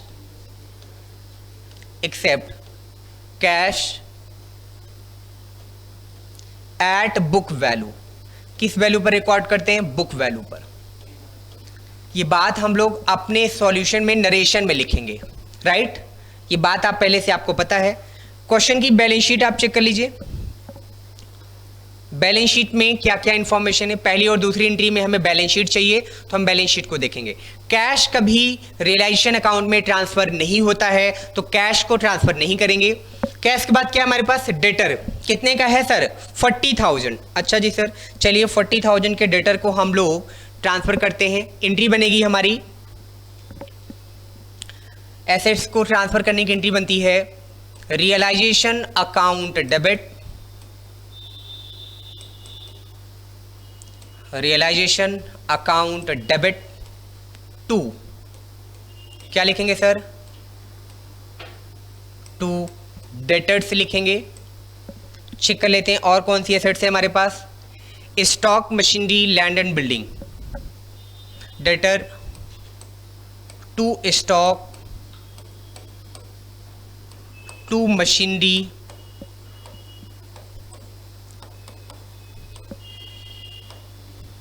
to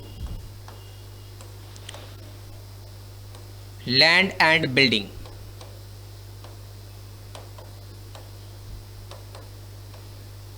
machinery to land and building.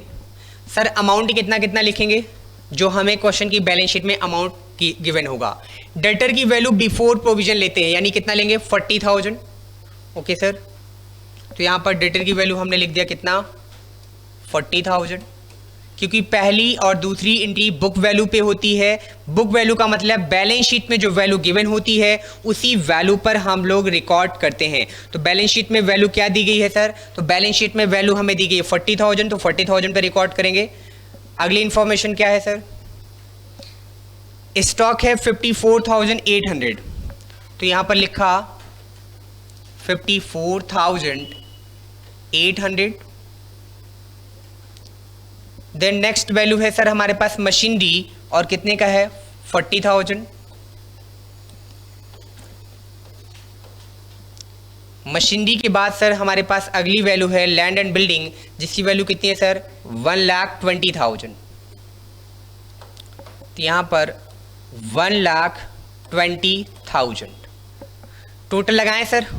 हाँ जी सर लगा लेते हैं टोटल। 40, 40, 80 और 1 लाख, तो कितना हो जाएगा सर 2,54,800। 2,54,800। ये हमने पहला वाला पार्ट कवर कर लिया। Entry number first. Sir entry number first किस बात की होती है? एंट्री नंबर फर्स्ट होती है for the transfer of assets except cash. किस अकाउंट में? रियलाइजेशन अकाउंट में। किस वैल्यू पर? बुक वैल्यू पर। बुक वैल्यू का मतलब कौन सी वैल्यू है? जो बैलेंस शीट में दी है। तो वेरी सिंपल, हमें क्वेश्चन में ऑलरेडी बैलेंस शीट दी थी। कैश को छोड़कर डेटर, स्टॉक, मशीनरी और लैंड एंड बिल्डिंग को इसी वैल्यू पर हमने रियलाइजेशन अकाउंट में ट्रांसफर कर लिया। इनका बैलेंस शीट में एसेट्स का मतलब होता है कि बैलेंस शीट में इनका कैसा बैलेंस है? डेबिट बैलेंस है। और लायबिलिटी का मतलब है कि बैलेंस शीट में इनका कैसा बैलेंस है? क्रेडिट बैलेंस है। जब इनको आप ट्रांसफर करोगे तो आपको अपोजिट साइड में जाना पड़ेगा, यानी एसेट्स को ट्रांसफर करने के लिए आपको क्रेडिट करना पड़ेगा। तो आप एंट्री में देखोगे तो आप क्रेडिट कर रहे हैं किसको? एसेट्स को। और भी एसेट्स होती तो उनका नाम लिख देते। कैश को कभी भी रियलाइजेशन में ट्रांसफर नहीं करते हैं। Entry number first completed. Entry number 2, ये हमारी एंट्री नंबर 1 हो गई। एंट्री नंबर 2 हम किस बात की करते हैं सर? एंट्री नंबर 2 करते हैं सर ट्रांसफर ऑफ लायबिलिटी। यहां पर हमने लिखा एंट्री नंबर 2 होती है transfer of liability.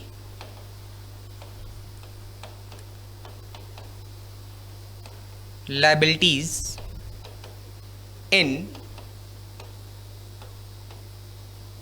Realisation account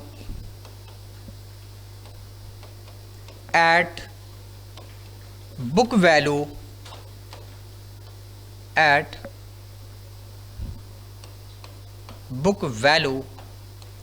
except क्या क्या सर ट्रांसफर नहीं करते? कैपिटल अकाउंट, और क्या नहीं करते सर? पार्टनर्स लोन अकाउंट, और सर ट्रांसफर क्या नहीं करते? रिजर्व। कोई भी रिजर्व हो उसे भी हम लोग ट्रांसफर नहीं करते हैं।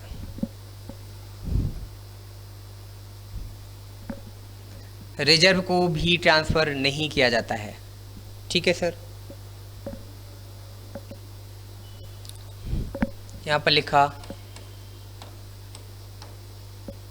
Reserve, no problem. एंट्री क्या होती है सर? एंट्री होती है कि लायबिलिटीज को सर डेबिट करते हैं क्योंकि उनका बैलेंस शीट में क्रेडिट बैलेंस होता है, और रियलाइजेशन को क्रेडिट कर देते हैं। तो चलो क्वेश्चन में चेक कर लो कि आपके पास क्या क्या है लायबिलिटी में। सर लायबिलिटी में तो केवल एक क्रेडिटर है। क्या केवल क्रेडिटर है? सर क्रेडिटर के साथ साथ प्रोविजन भी है।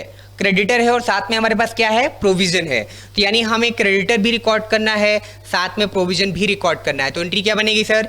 एंट्री बनेगी creditors account debit,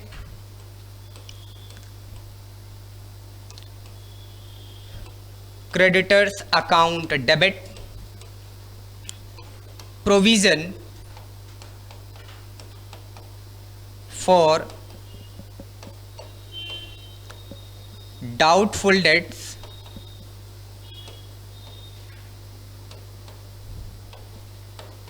account debit to क्या लिखते हैं? Realisation account. Realisation account amount कितना कितना लिखेंगे सर? जो बैलेंस शीट में अमाउंट दिया होगा। क्रेडिटर की वैल्यू है सर 20 और प्रोविजन की वैल्यू है 1800।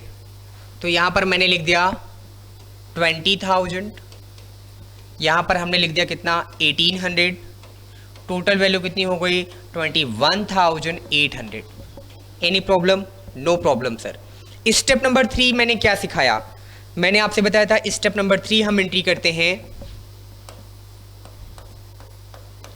Step number 3 for the sale of assets, sale of assets की एंट्री हम लोग यहाँ पर करने वाले हैं। सेल ऑफ एसेट्स के बारे में चेक करो, कोई इन्फॉर्मेशन है? हाँ जी सर है information.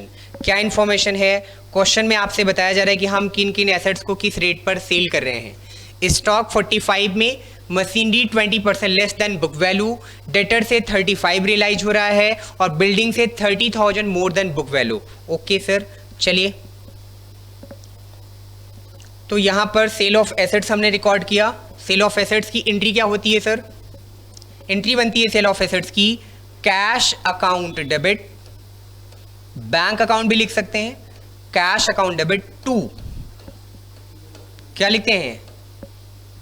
Realisation account, to realisation account. Amount कितना कितना लिखेंगे सर? जो क्वेश्चन में हमें गिवन होगा।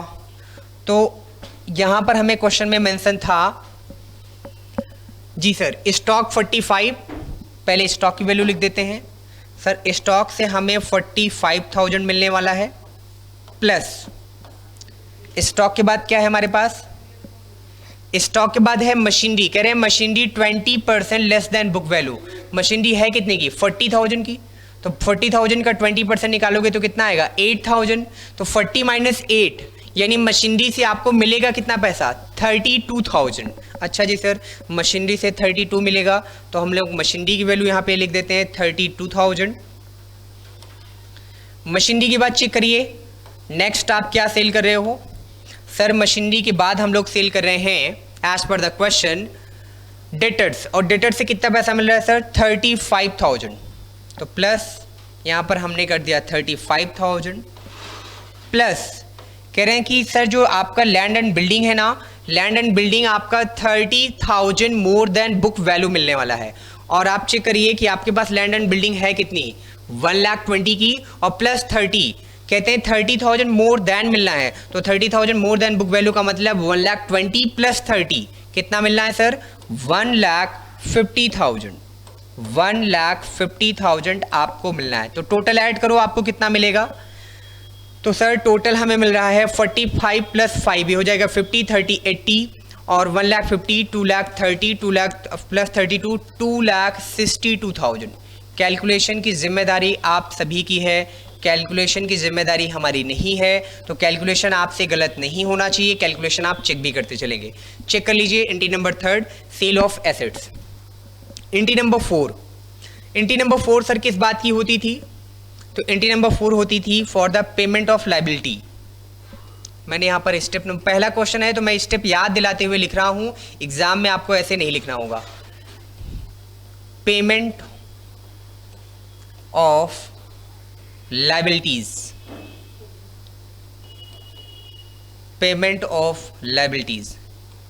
पेमेंट ऑफ लायबिलिटीज में क्रेडिटर हमारा था, और क्रेडिटर के बारे में देखो क्या इन्फॉर्मेशन थी पेमेंट के बारे में सर? क्रेडिटर के बारे में इन्फॉर्मेशन ये थी क्रेडिटर का पेमेंट 5% लेस पे वो एग्री हुआ है, यानी उसको 5% का डिस्काउंट देना है। क्रेडिटर है कितना हमारे पास सर? 20,000 का क्रेडिटर है। क्वेश्चन में कह रहा है कि 5% हमें लेस देन पेमेंट करना है, तो 20,000 का 5% निकालोगे तो 1,000 आएगा। सर निकाल के चेक कर लें क्या? बिल्कुल चेक कर लीजिए मेरे साथ। 20,000 कितना परसेंट? 5%। तो 5% का मतलब आप जानते हैं किसको लिख सकते हैं? 1/20, और 20 से 20 आप सॉल्व करेंगे तो कितना आएगा? 1,000। इसका मतलब 1,000 का हम डिस्काउंट दे रहे हैं। हम डिस्काउंट कितना दे रहे हैं ये इंपॉर्टेंट नहीं, हम पेमेंट कितना करेंगे ये इंपॉर्टेंट है। तो सर पहले एंट्री बता दीजिए क्या करेंगे। जब भी हम किसी लायबिलिटी का पेमेंट करते हैं तो हमारी एंट्री बनती है रियलाइजेशन अकाउंट डेबिट टू क्या बनता है? Cash account. और कितना पेमेंट करेंगे सर? 19,000, क्योंकि 20 था, 1,000 का डिस्काउंट हुआ तो 19 यानी 19,000 रुपए का हम पेमेंट कर देंगे। Step number 4। Step number 5 sir किस बात का होता था? स्टेप नंबर 5 आपका सर होता था पेमेंट ऑफ रियलाइजेशन एक्सपेंसेस।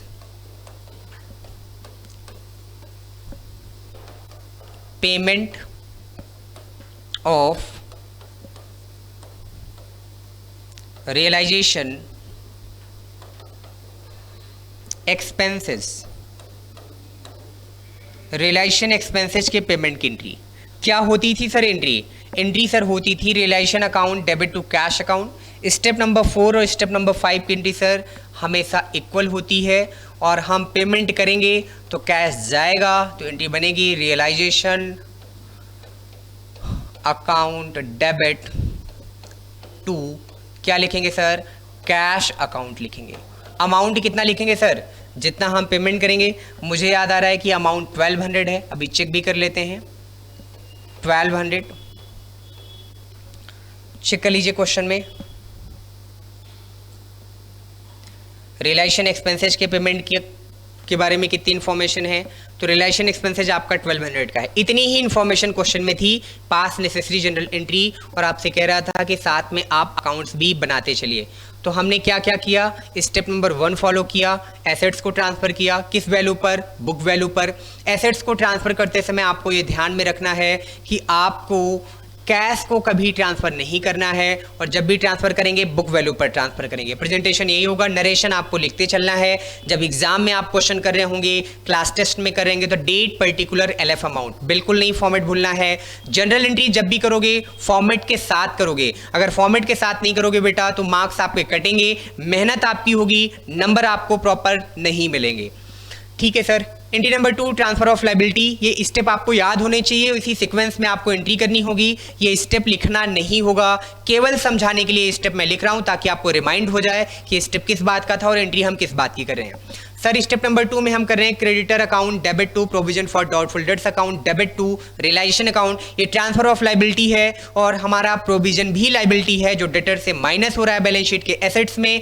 चाहे तो हम उसे बैलेंस शीट के एसेट्स में डेटर से माइनस करें, चाहे उसे हम बैलेंस शीट की लायबिलिटी साइड में रिकॉर्ड करें, दोनों जगह पर हम उसे रिकॉर्ड कर सकते हैं। एक्चुअली में वो लायबिलिटी होती है, इसलिए स्टेप 2 के अकॉर्डिंग हम उसे रियलाइजेशन अकाउंट में ट्रांसफर करेंगे। Step number 3 sale of assets. Assets को सेल करने की एंट्री करते हैं। क्वेश्चन में इसकी इंफॉर्मेशन हमेशा एडजस्टमेंट में दी होती है। जैसा कि इस क्वेश्चन में आपसे कहा गया, क्या कहा गया आपसे कि आप जो सेल करोगे, क्या सेल करोगे? बैलेंस शीट के एसेट्स में देखो क्या क्या है। कह रहे हैं कि क्वेश्चन में सर स्टॉक आपका सेल हो जाएगा 45 में, मशीनरी सेल होगी 20% लेस पे, और आपका डेटर रियलाइज होगा 35,000 पे। लैंड एंड बिल्डिंग आपका सेल होगा कितने पे सर? लैंड एंड बिल्डिंग आपका सेल होगा 30,000 मोर देन बुक वैल्यू पर। तो चेक करिए, 45 का हमने स्टॉक ले लिया, 32,000 का हमने क्या ले लिया सर? मशीनरी। कैसे? 40,000 की मशीनरी थी, 20% लेस देन था, तो 8,000 है, लेस किया तो 32 हो गया। 35 में डेटर रियलाइज हो रहा था, 1,20,000 के हमारे पास लैंड एंड बिल्डिंग थे, 30,000 मोर देन पे रियलाइज होना था, तो हमने यहाँ पर 30,000 प्लस किया, तो 1,50,000, टोटल हमारा 2,62,000 एंट्री नंबर 3 में एंट्री का अमाउंट हमारा आ गया। सर एंट्री नंबर 4 किस बात की है? पेमेंट ऑफ लायबिलिटी के बारे में। वैसे तो इस क्वेश्चन में बताया गया था क्रेडिटर 5% लेस देन पे एग्री हुए, या क्रेडिटर को 5% का डिस्काउंट देना है। इसका मतलब, इसको हम दूसरे तरीके से बोले, 5% डिस्काउंट देना है, इसका मतलब क्रेडिटर को 95% का पेमेंट करना है। जब क्रेडिटर को 95% का पेमेंट करना है तो 5% का डिस्काउंट निकाला, तो 20,000 का 5% 1,000 आया, 20 - 1 किया तो हमने एंट्री पास कर दी realisation account debit to cash account. अगर क्वेश्चन में क्रेडिटर को पेमेंट करने के बारे में नहीं कहा गया होता तब भी क्रेडिटर का पेमेंट किया जाता। उस केस में बुक वैल्यू पर यानी पूरा हम 20,000 यहां पर पेमेंट दिखा रहे होते। सर स्टेप नंबर 2 में तो आपने 2 लायबिलिटी ट्रांसफर की थी, बट जब आप पेमेंट करने गए तो आप केवल क्रेडिटर का पेमेंट कर रहे हैं, प्रोविजन का पेमेंट नहीं कर रहे हैं। क्योंकि बेटा प्रोविजन नॉन कैश ट्रांजैक्शन होता है, प्रोविजन को कभी भी हम कैश में पेमेंट नहीं करते हैं, इसलिए यहां पर हम प्रोविजन का पेमेंट नहीं दिखाएंगे, कभी भी प्रोविजन का पेमेंट नहीं किया जाएगा। Okay sir. Step number 4 payment of realisation expenses, तो रियलाइजेशन एक्सपेंसेस क्वेश्चन में 1200 था, क्वेश्चन में कहीं ये मेंशन नहीं था कि रियलाइजेशन एक्सपेंसेस की एंट्री कौन करेगा, पेमेंट कौन करेगा। जब क्वेश्चन में मेंशन नहीं होता तो हम ये एज्यूम करते हैं कि वहां पर रियलाइजेशन एक्सपेंसेस का पेमेंट फर्म कर रही है, और फर्म पेमेंट करेगी तो क्या एंट्री करेंगे, realisation account debit to cash account. क्या एंट्री करेंगे sir, realisation account debit to cash account. तो 1200 हमने यहां पर रियलाइजेशन अकाउंट को रिकॉर्ड कर दिया। चलिए सर एंट्री बन के तैयार हो गई, प्रॉफिट लॉस बता दो, या तो आपको प्रॉफिट आएगा या तो आपको लॉस आएगा, यहीं पे चेक कर लो, आपको यहीं से पता चल जाएगा रियलाइजेशन का अमाउंट क्रेडिट में ज़्यादा आ रहा है कि डेबिट में ज़्यादा आ रहा है। सर यहाँ पर 2,54,800 से रियलाइजेशन डेबिट है, यहाँ पर 21,800 से क्रेडिट है, यहाँ पर 2,62,000 से क्रेडिट है, यहाँ पर 19,000 से डेबिट है, और यहाँ पर 1,200 से डेबिट है। तो सर कहीं ना कहीं प्रॉफिट लॉस जब आप total of debit minus total of credit करोगे, डेबिट का बैलेंस ज़्यादा होगा तो सर लॉस आएगा, क्रेडिट का बैलेंस ज़्यादा होगा तो आपको प्रॉफिट आएगा। तो यहाँ पर आपको एक एंट्री करनी है स्टेप नंबर 6 की। किस बात की एंट्री करनी है, स्टेप नंबर 6 की एंट्री करनी है for the transfer of profit और loss in partners capital account. तो अभी हम लोग अकाउंट बनाकर प्रॉफिट लॉस निकाल लेते हैं। अकाउंट ना बनाना होता तो total of debit minus total of credit करके भी यहां पर हम प्रॉफिट या लॉस का कैलकुलेशन कर लेते। चलिए अब इसी में हम आपको सिखाते चलते हैं कि रियलाइजेशन अकाउंट अगर हम बनाते तो वहां पर हम कैसे इसको प्रेजेंट करते। तो मैंने यहां पर लिखा रियलाइजेशन अकाउंट। रियलाइजेशन अकाउंट में फॉर्मेट आपका वही रहेगा, पर्टिकुलर अमाउंट। कोई भी अकाउंट हो, आपने सीखा अकाउंट में कि दो ही पार्ट होते हैं, डेबिट पार्ट और क्या होता है, क्रेडिट पार्ट।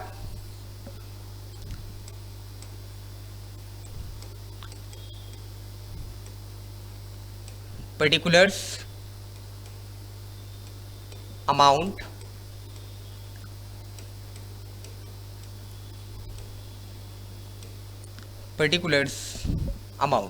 ये आपका क्रेडिट पार्ट है।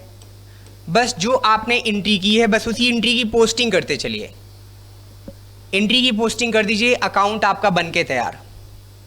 विद इन 5 मिनट आपका अकाउंट बनके तैयार हो जाएगा। ठीक है सर, पहली एंट्री की थी sir realisation account debit to assets, और एसेट्स में क्या क्या लिखा था सर, लिखा था हमने 2 स्टॉक, हमने और लिखा था क्या सर 2 डेटर, और क्या लिखा था 2 मशीनरी, और क्या लिखा था सर 2 मशीनरी के बाद सर लिखा था 2 लैंड एंड बिल्डिंग। तो जो भी आपने एंट्री लिखा था बस उसी की पोस्टिंग आपको यहां पर दिखा देना है, नो प्रॉब्लम सर।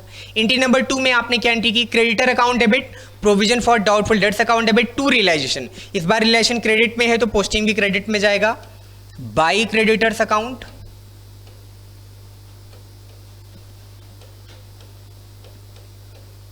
बाई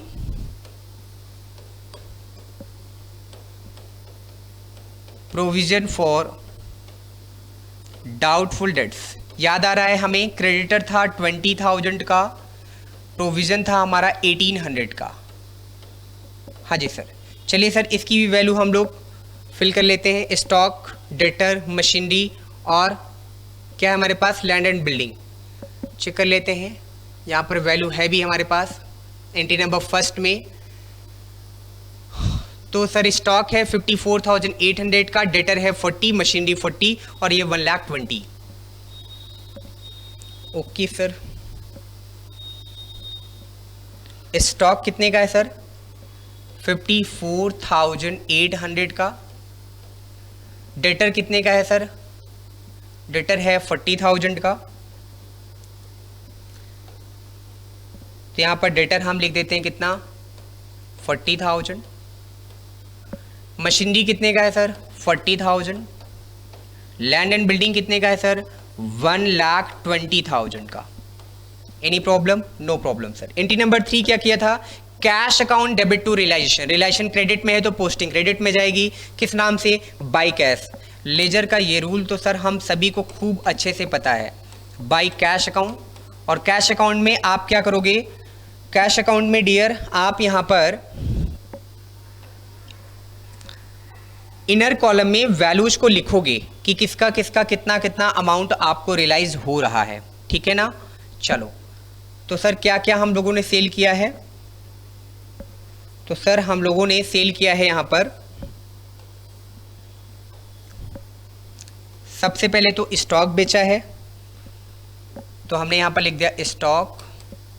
कुछ पैसा हमें डेटर से मिल रहा है, कुछ पैसा हमें किससे मिल रहा है? मशीनरी से मिल रहा है सर।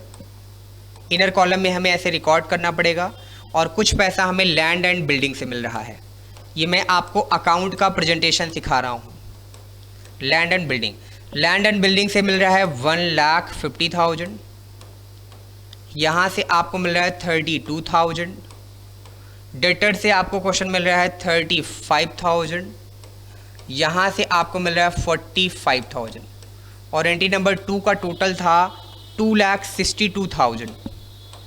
आपको टोटल रिकवरी 2,62,000 की हो रही है। चेक कर लिया जाए सर? हाँ सर, आइए चेक कर लेते हैं। एंट्री नंबर 2 में टोटल रिकवरी 2,62,000, इन्हीं का टोटल कर देना है। No problem sir. Entry number third हो गया। एंट्री नंबर 4 की पोस्टिंग कर लेते हैं। एंट्री नंबर 4 था लायबिलिटी के पेमेंट की। केवल एक लायबिलिटी है क्रेडिटर का सर केवल पेमेंट करना है। तो चलो कर देते हैं क्रेडिटर का पेमेंट। क्रेडिटर का पेमेंट करेंगे तो क्या लिखेंगे? टू कैश लिखेंगे। ब्रैकेट में हमने लिख दिया क्रेडिटर। और कितना पेमेंट करेंगे सर? 19,000, 19,000 रुपये। 19,000 का पेमेंट क्रेडिटर को करेंगे। और टू कैश रियलाइजेशन एक्सपेंसेस का पेमेंट सर करने वाले हैं। कितना पेमेंट करेंगे सर रियलाइजेशन एक्सपेंसेस का? रियलाइजेशन एक्सपेंसेस का पेमेंट क्वेश्चन में करें 1200। सर और भी कोई इन्फॉर्मेशन है? ना जी, और कोई भी इन्फॉर्मेशन आपको क्वेश्चन में नहीं मिलेगी। आप देख लीजिए ध्यान से, आपको और कोई भी इन्फॉर्मेशन नहीं मिलने वाली। सर फिर क्या करने वाले हैं हम लोग? Total of credit minus total of क्या करने वाले हैं सर? डेबिट। और total of credit minus total of debit जब हम लोग करेंगे तब जाकर हमें क्वेश्चन में इन्फॉर्मेशन मिलेगी। किस बात की सर? हमें पता चलेगा कि क्वेश्चन में हमें प्रॉफिट हो रहा है कि हमें लॉस हो रहा है। तो टोटल आपका आ रहा है 2,83,800। चेक करिए, 62 प्लस 20 82, 82 प्लस 18 2,83,800। 2,83,800। कैलकुलेशन में आप ध्यान से देखते चलिए, कैलकुलेशन का काम आप सभी का है। कैलकुलेशन में कोई भी मिस्टेक नहीं होनी चाहिए।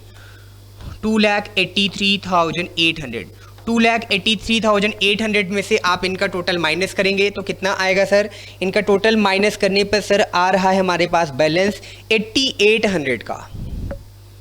8,800 का बैलेंस आ रहा है। आप चेक कर लेंगे और आपको बैलेंस मिलेगा भी। जो भी बैलेंस आएगा किस अकाउंट में जाएगा? पार्टनर्स कैपिटल अकाउंट में। पार्टनर कौन कौन था सर? ए था और बी था।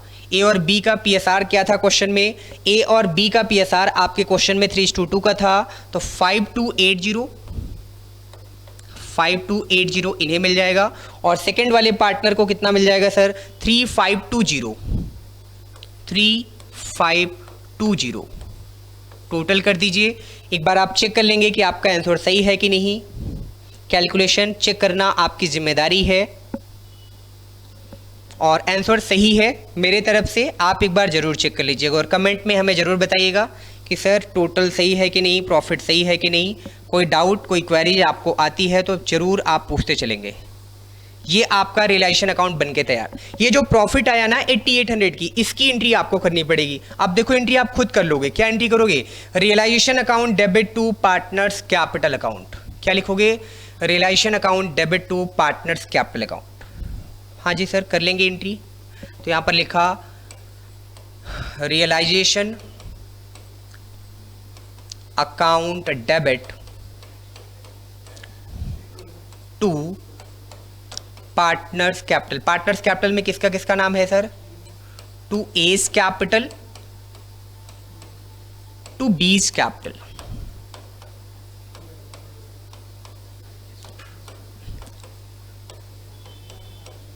टोटल सर आया है 8,800, इनका आया है 5,380। और सेकंड वाले का कितना आया सर? सेकंड वाले का आया है 3,520 और यहाँ 5,280 आया है। 5,280 और ये है 8800, 0082052718538 8800। ये आपकी प्रॉफिट की एंट्री होगी, या तो प्रॉफिट या तो लॉस। आप वैसे भी निकाल सकते हैं डायरेक्टली, और अकाउंट से भी आप निकाल सकते हैं। कितना आसान है ये अकाउंट। बस आपको सर क्या पता होना चाहिए, केवल सर आपको वो स्टेप याद होने चाहिए, और स्टेप वाइज आप एंट्री करते चलोगे। जब स्टेप वाइज आप एंट्री करते चलोगे तो आपका क्वेश्चन ईजिली हो जाएगा। चलिए सर, पार्टनर्स कैपिटल अकाउंट बता दीजिए। पार्टनर्स लोन अकाउंट वैसे बनना चाहिए, लेकिन हमारे क्वेश्चन की बैलेंस शीट में लोन की कोई इंफॉर्मेशन नहीं। अगर पार्टनर्स लोन होता तो बैलेंस शीट की लायबिलिटी में होता, बट पार्टनर्स लोन नहीं है तो पार्टनर का लोन अकाउंट हम लोग नहीं बनाएंगे। तो क्या बनाएंगे सर? सर इसके बाद डायरेक्टली हम लोग बनाएंगे पार्टनर्स कैपिटल अकाउंट। चलिए पार्टनर्स कैपिटल अकाउंट ड्रॉ कर देते हैं। ए और बी है हमारे पार्टनर, तो पार्टनर्स कैपिटल अकाउंट बनाइए हमारे साथ। सर क्या पार्टनर्स कैपिटल अकाउंट बनाते समय कुछ चेंजेज आएंगे? बिल्कुल कोई चेंज नहीं, फॉर्मेट तो सेम वही रहेगा जो आपने एडमिशन रिटायरमेंट के चैप्टर में सीखा है।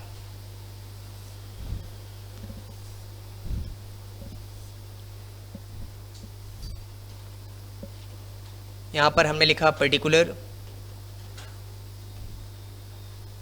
ए और B, particular A and B. कुछ बच्चों को लग सकता है कि सर आपकी वीडियो क्लास की ड्यूरेशन बहुत बढ़ रही है। बेटा अगर मैं इसको ब्रेक कर दूंगा ना तो फिर मुझे अगले चैप्टर में चल के फिर ये बात मुझको आपको बतानी पड़ेगी। मैंने रिवीजन भी कराया, क्वेश्चन भी करा रहा हूँ, इसलिए ये वीडियो थोड़ी बड़ी हो जाएगी। कोई दिक्कत नहीं, थोड़ा रेस्ट लेके देख लेना, लेकिन आप इस वीडियो को प्रॉपर देख लेना। पार्टनर्स कैपिटल अकाउंट, पार्टनर यहाँ पे लिख देते हैं हम लोग। Sir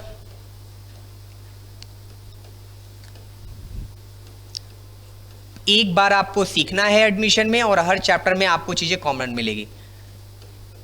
partners capital account, okay sir. Partners capital account में अब आप सबसे पहले क्या लिखते हो? सर बाई बैलेंस बीडी लिखते हैं, तो यहाँ पर बाई बैलेंस बीडी लिख देंगे हम लोग। रियलाइजेशन में प्रॉफिट है तो क्या लिख देंगे? बाई रियलाइजेशन अकाउंट लिख देंगे।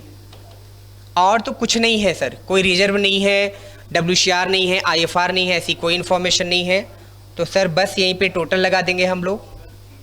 हमने थोड़ा सा अकाउंट बड़ा बना दिया, इतना बड़ा अकाउंट बनाने की ज़रूरत हमें थी नहीं। तो आप प्रेजेंटेशन का ध्यान रखेंगे, जितनी इन्फॉर्मेशन उतना बड़ा ही अकाउंट आप बनाएंगे, अदरवाइज़ आपका प्रेजेंटेशन अच्छा नहीं लगेगा, और अच्छा नहीं लगेगा तो फिर आपके मार्क्स कट जाएंगे एग्ज़ाम में। इसका आप ध्यान रखेंगे। चलिए हमारे पास तो ऑप्शन है कि हम फिर से ड्रॉ कर सकते हैं। आप इसको बनाते समय ध्यान दीजिएगा।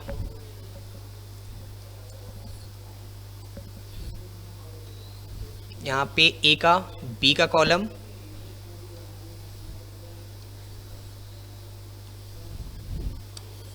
Okay sir. मैंने आपसे कहा डिसोल्यूशन में हम लोग कभी भी डिसोल्यूशन ऑफ पार्टनरशिप फर्म में टू बैलेंस शीट ही नहीं लिखते हैं, क्योंकि फर्म क्लोज हो रही है, फर्म बंद हो रही है। बाई बैलेंस बीडी बता दो सर, कितना लिखते हैं by balance BD? By balance BD हमें क्वेश्चन में चल के देखना पड़ेगा कितना कितना था, 1,50,000 और 90।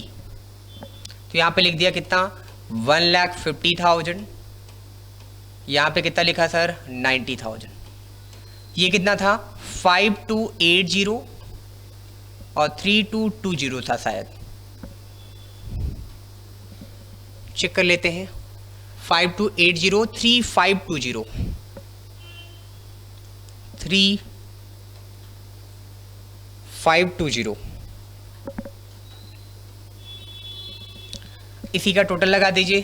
फिर ये आ जाएगा आपका 1,55,280, और इनका टोटल आ जाएगा 93,520। 93,520। यहाँ पर भी आपका आ जाएगा 1,55,280, यहाँ पर आ जाएगा 93,520। 93,520।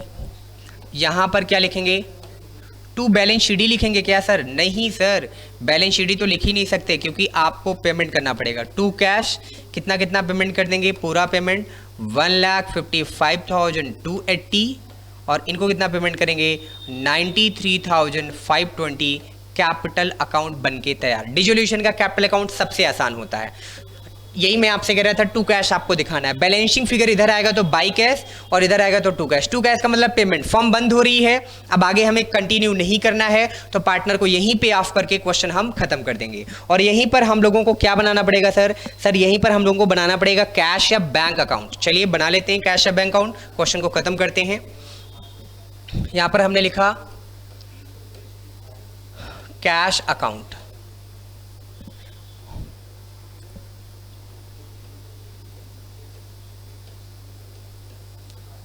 कैश अकाउंट बनाते समय वही रूल अप्लाई होगा जो क्लास 11th में कैश अकाउंट आप पढ़कर आए हैं।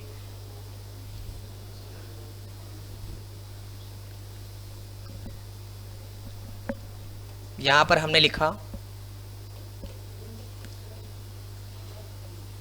Particulars amount, particulars amount. Cash account को बनाने के दो तरीके हैं। क्या क्या तरीके हैं कैश अकाउंट बनाने के? सर एक तो है जो क्लास 11 में पढ़कर आए, रियल अकाउंट वाला। रियल अकाउंट में आपने कहा था debit what comes in, credit what goes out. एक तो वो वाला तरीका हमारा चलेगा, जहां जहां से कैश आया उसे डेबिट करो, जहां जहां से कैश गया उसे क्रेडिट करो। दूसरा तरीका क्या है कि आप अपने क्वेश्चन की एंट्री देखते चलो, जहां जहां से एंट्री में कैश आ रहा है उसको डेबिट कर दो, जहां से कैश जा रहा है उसको क्रेडिट कर दो। कैश अकाउंट की शुरुआत जब भी आप क्वेश्चन में करेंगे आप उसको टू बैलेंस बीडी के नाम से लिखेंगे। टू बैलेंस बीडी क्या होती है सर?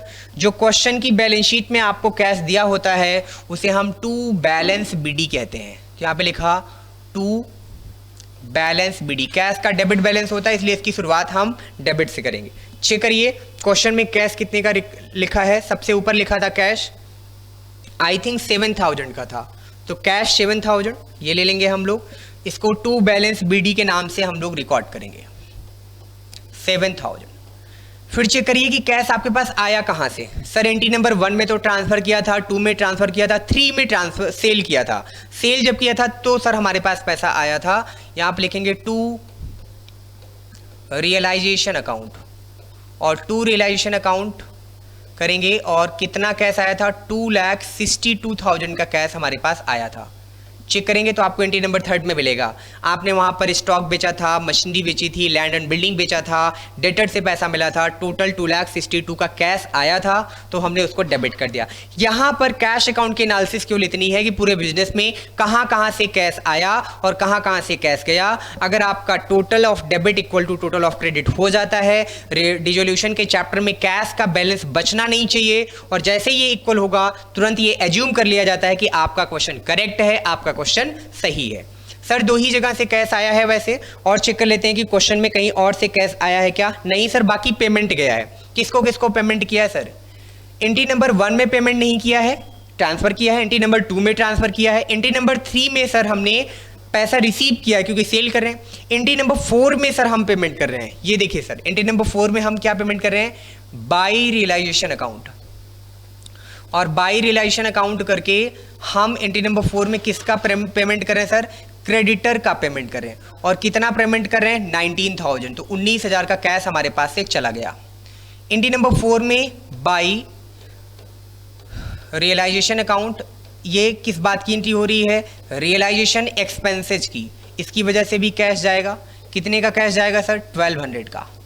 सर और कहीं से कैश गया क्या? हाँ जी गया। जो आपने कैपिटल अकाउंट बनाया ना, कैपिटल अकाउंट में देखो आप क्या कर रहे हो, कैपिटल अकाउंट में आप पेमेंट कर रहे हो। किसको किसको पेमेंट कर रहे हो? सर ए को पेमेंट कर रहे हैं 1,50,280, 1,55,280, और बी को पेमेंट कर रहे हैं 93,520। ये भी तो पेमेंट ही जा रहा है। टू कैश का मतलब पैसा जा रहा है। पैसा जा रहा है तो इसको हम कैश अकाउंट के क्रेडिट में दिखाएंगे। ओके सर, तो बाई एज कैपिटल क्या लिखेंगे?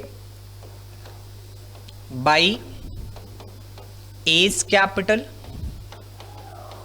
अकाउंट। दूसरा क्या लिखेंगे? बाय बीस कैपिटल अकाउंट। कितना कितना पेमेंट किया, बस अमाउंट देखकर आप लिख दो, टोटल लगा दो, आपका कैश टोटल हो जाएगा, गारंटी है। तो सर ए को पेमेंट किया 1,55,280, कितना? 1,55,280, और बी को कितना पेमेंट किया सर? 93,520। और चेक करिए, कहीं कोई पेमेंट हम लोग नहीं कर रहे हैं। कैश अकाउंट जब आप टोटल लगाएंगे कैश अकाउंट का, तो डेबिट का टोटल आपके क्रेडिट के टोटल के इक्वल हो जाएगा। कितना आएगा सर टोटल? 62 और 7 2,69,000, और इधर का भी टोटल आपका 2,69,000 ही आना चाहिए। चेक कर लीजिए क्वेश्चन, और अगर आपका दोनों का टोटल सेम आ रहा है, इक्वल आ रहा है, तो इसका मतलब आपका क्वेश्चन बन के तैयार हो चुका है। कैलकुलेशन पे आप काम करेंगे। तो सर डिसोल्यूशन के चैप्टर में हम लोग अकाउंटिंग में क्या क्या करेंगे? रियलाइजेशन अकाउंट बनाएंगे, पार्टनर्स लोन अकाउंट बनाएंगे, पार्टनर्स कैपिटल अकाउंट बनाएंगे, साथ में कैश या बैंक अकाउंट बनाएंगे। क्वेश्चन में आपसे या तो एंट्री करवाएगा या तो रियलाइजेशन अकाउंट बनवाएगा, दोनों एक साथ आपसे नहीं कहेगा। पहला क्वेश्चन था, हमें आपको समझाना था, तो हमने आपको एंट्री भी सिखाई। 5 केसेज इसमें अप्लाई हो रहे थे, बाकी कुछ भी नहीं था। ना यहाँ एसेट्स पार्टनर ले जा रहा था, ना लायबिलिटी पार्टनर ले जा रहा था, उसकी कोई एंट्री नहीं की। अनरिकॉर्डेड एसेट्स नहीं था, पार्टनर्स लोन नहीं था, तो हमने उन सब चीज़ों की कोई भी एंट्री यहाँ पर रिकॉर्ड नहीं की। तो एसेट्स ट्रांसफ़र करने की एंट्री, लायबिलिटी ट्रांसफ़र करने की एंट्री, एसेट्स को सेल करने की एंट्री कर दी, फिर हमने लायबिलिटी को पे ऑफ करने की एंट्री कर दी, फिर हमने उसके बाद सर लायबिलिटी के पे ऑफ करने के बाद रियलाइजेशन एक्सपेंसेस की एंट्री कर दी। इतनी इन्फॉर्मेशन थी। इसके बाद total of credit minus total of debit किया, total of credit minus total of debit किया, तो फिर हमें वहाँ पर प्रॉफिट या लॉस पता चला। क्रेडिट ज़्यादा था सर, तो प्रॉफिट हुआ, और प्रॉफिट को हमने यहाँ पर क्या किया? 52803520 उनके PSR में डिस्ट्रीब्यूट कर दिया। फिर हमने आपको इसी एंट्री की हेल्प से अकाउंट बनाना भी सिखा दिया कि क्रेडिट में क्या जाएगा, डेबिट में क्या जाएगा। वो एंट्री की हेल्प से आप पोस्टिंग खुद भी कर लेंगे, बहुत आसान है। पोस्टिंग करने के बाद फिर हमने आपसे कहा कि पार्टनर्स लोन अकाउंट बनना चाहिए था, बट क्वेश्चन में पार्टनर लोन की कोई इन्फॉर्मेशन नहीं थी, इसलिए हमने पार्टनर्स लोन अकाउंट नहीं बनाया है। साथ डायरेक्टली हमने पार्टनर्स कैपिटल अकाउंट बनाया, बहुत कम इन्फॉर्मेशन थी। तो by balance BD by realisation account में अगर आपको प्रॉफिट होगा तो क्रेडिट, लॉस होगा तो हम उसको डेबिट में रिकॉर्ड करते। जनरल रिजर्व WCR IFR होता तो उसको हम क्रेडिट में ट्रांसफर कर रहे होते, और अगर हमारे पास कोई एक्युमुलेटेड लॉस होता, गुडविल एक्युमुलेटेड लॉस में जैसे एडवर्टीजमेंट सस्पेंस होता, प्रीलिमिनरी एक्सपेंसेज राइट ऑफ करने की बात कही होती, तो उसको हम डेबिट साइड में राइट ऑफ कर रहे होते। ऐसी कोई इंफॉर्मेशन नहीं है तो हम उसको यहाँ पर रिकॉर्ड नहीं कर रहे। टोटल ऑफ क्रेडिट किया, टोटल ऑफ डेबिट किया, डेबिट में कुछ नहीं था। जो भी कैपिटल अकाउंट का बैलेंस आएगा उसको टू बैलेंस शीट में नहीं लिखा जाएगा, क्योंकि फर्म क्लोज हो रही, फर्म बंद हो रही है। आज हमें सब कुछ बंद करना है, क्लोज करना है। जो बैलेंस जितना भी जिस पार्टनर का आएगा, टू कैश टू बैंक करके उसे तुरंत पे ऑफ कर देंगे। पेमेंट करने के बाद फिर सर क्या करेंगे? सर हम तुरंत बनाएंगे कैश अकाउंट, और कैश अकाउंट में क्या करने वाले हैं कि चेक करिए। कैश अकाउंट का सिंपल सा रूल है, टोटल ऑफ कैश अकाउंट का क्या रूल है sir? Debit what comes in, credit what goes out. जहां जहां से पैसा आपको डिजॉल्व करते समय मिल रहा है उसे आप डेबिट करें, जहां पर आप पेमेंट कर रहे हैं उसे आप क्रेडिट करें। Total of debit total of credit अगर इक्वल हो जाए तो 99% ये केस मान लिया जाता है कि आपका क्वेश्चन सही है, अगर आपने कोई टेक्निकल गलती नहीं की है। टू बैलेंस BD का मतलब जो कैश पहले से आए। सर हमारे पास पहले से 7,000 रुपए के 7,000 के कैश थे, 2,62,000 का कैश हमारे पास एसेट्स को सेल करके स्टैंड नंबर 3 में आया। टोटल कैश हुआ 2,69,000, जिसमें हमने क्रेडिटर को पेमेंट किया 19,000, रियलाइजेशन एक्सपेंसेस का पेमेंट किया 1,200, और PSR के अकॉर्डिंग A को पेमेंट किया 1,55,280 का, B को पेमेंट किया 93,520 का। फर्म की अकाउंटिंग क्लोज, सारा अकाउंट क्लोज हो गया, सबका पेमेंट भी हो गया, और हमारी अकाउंटिंग भी कंप्लीट हो गई।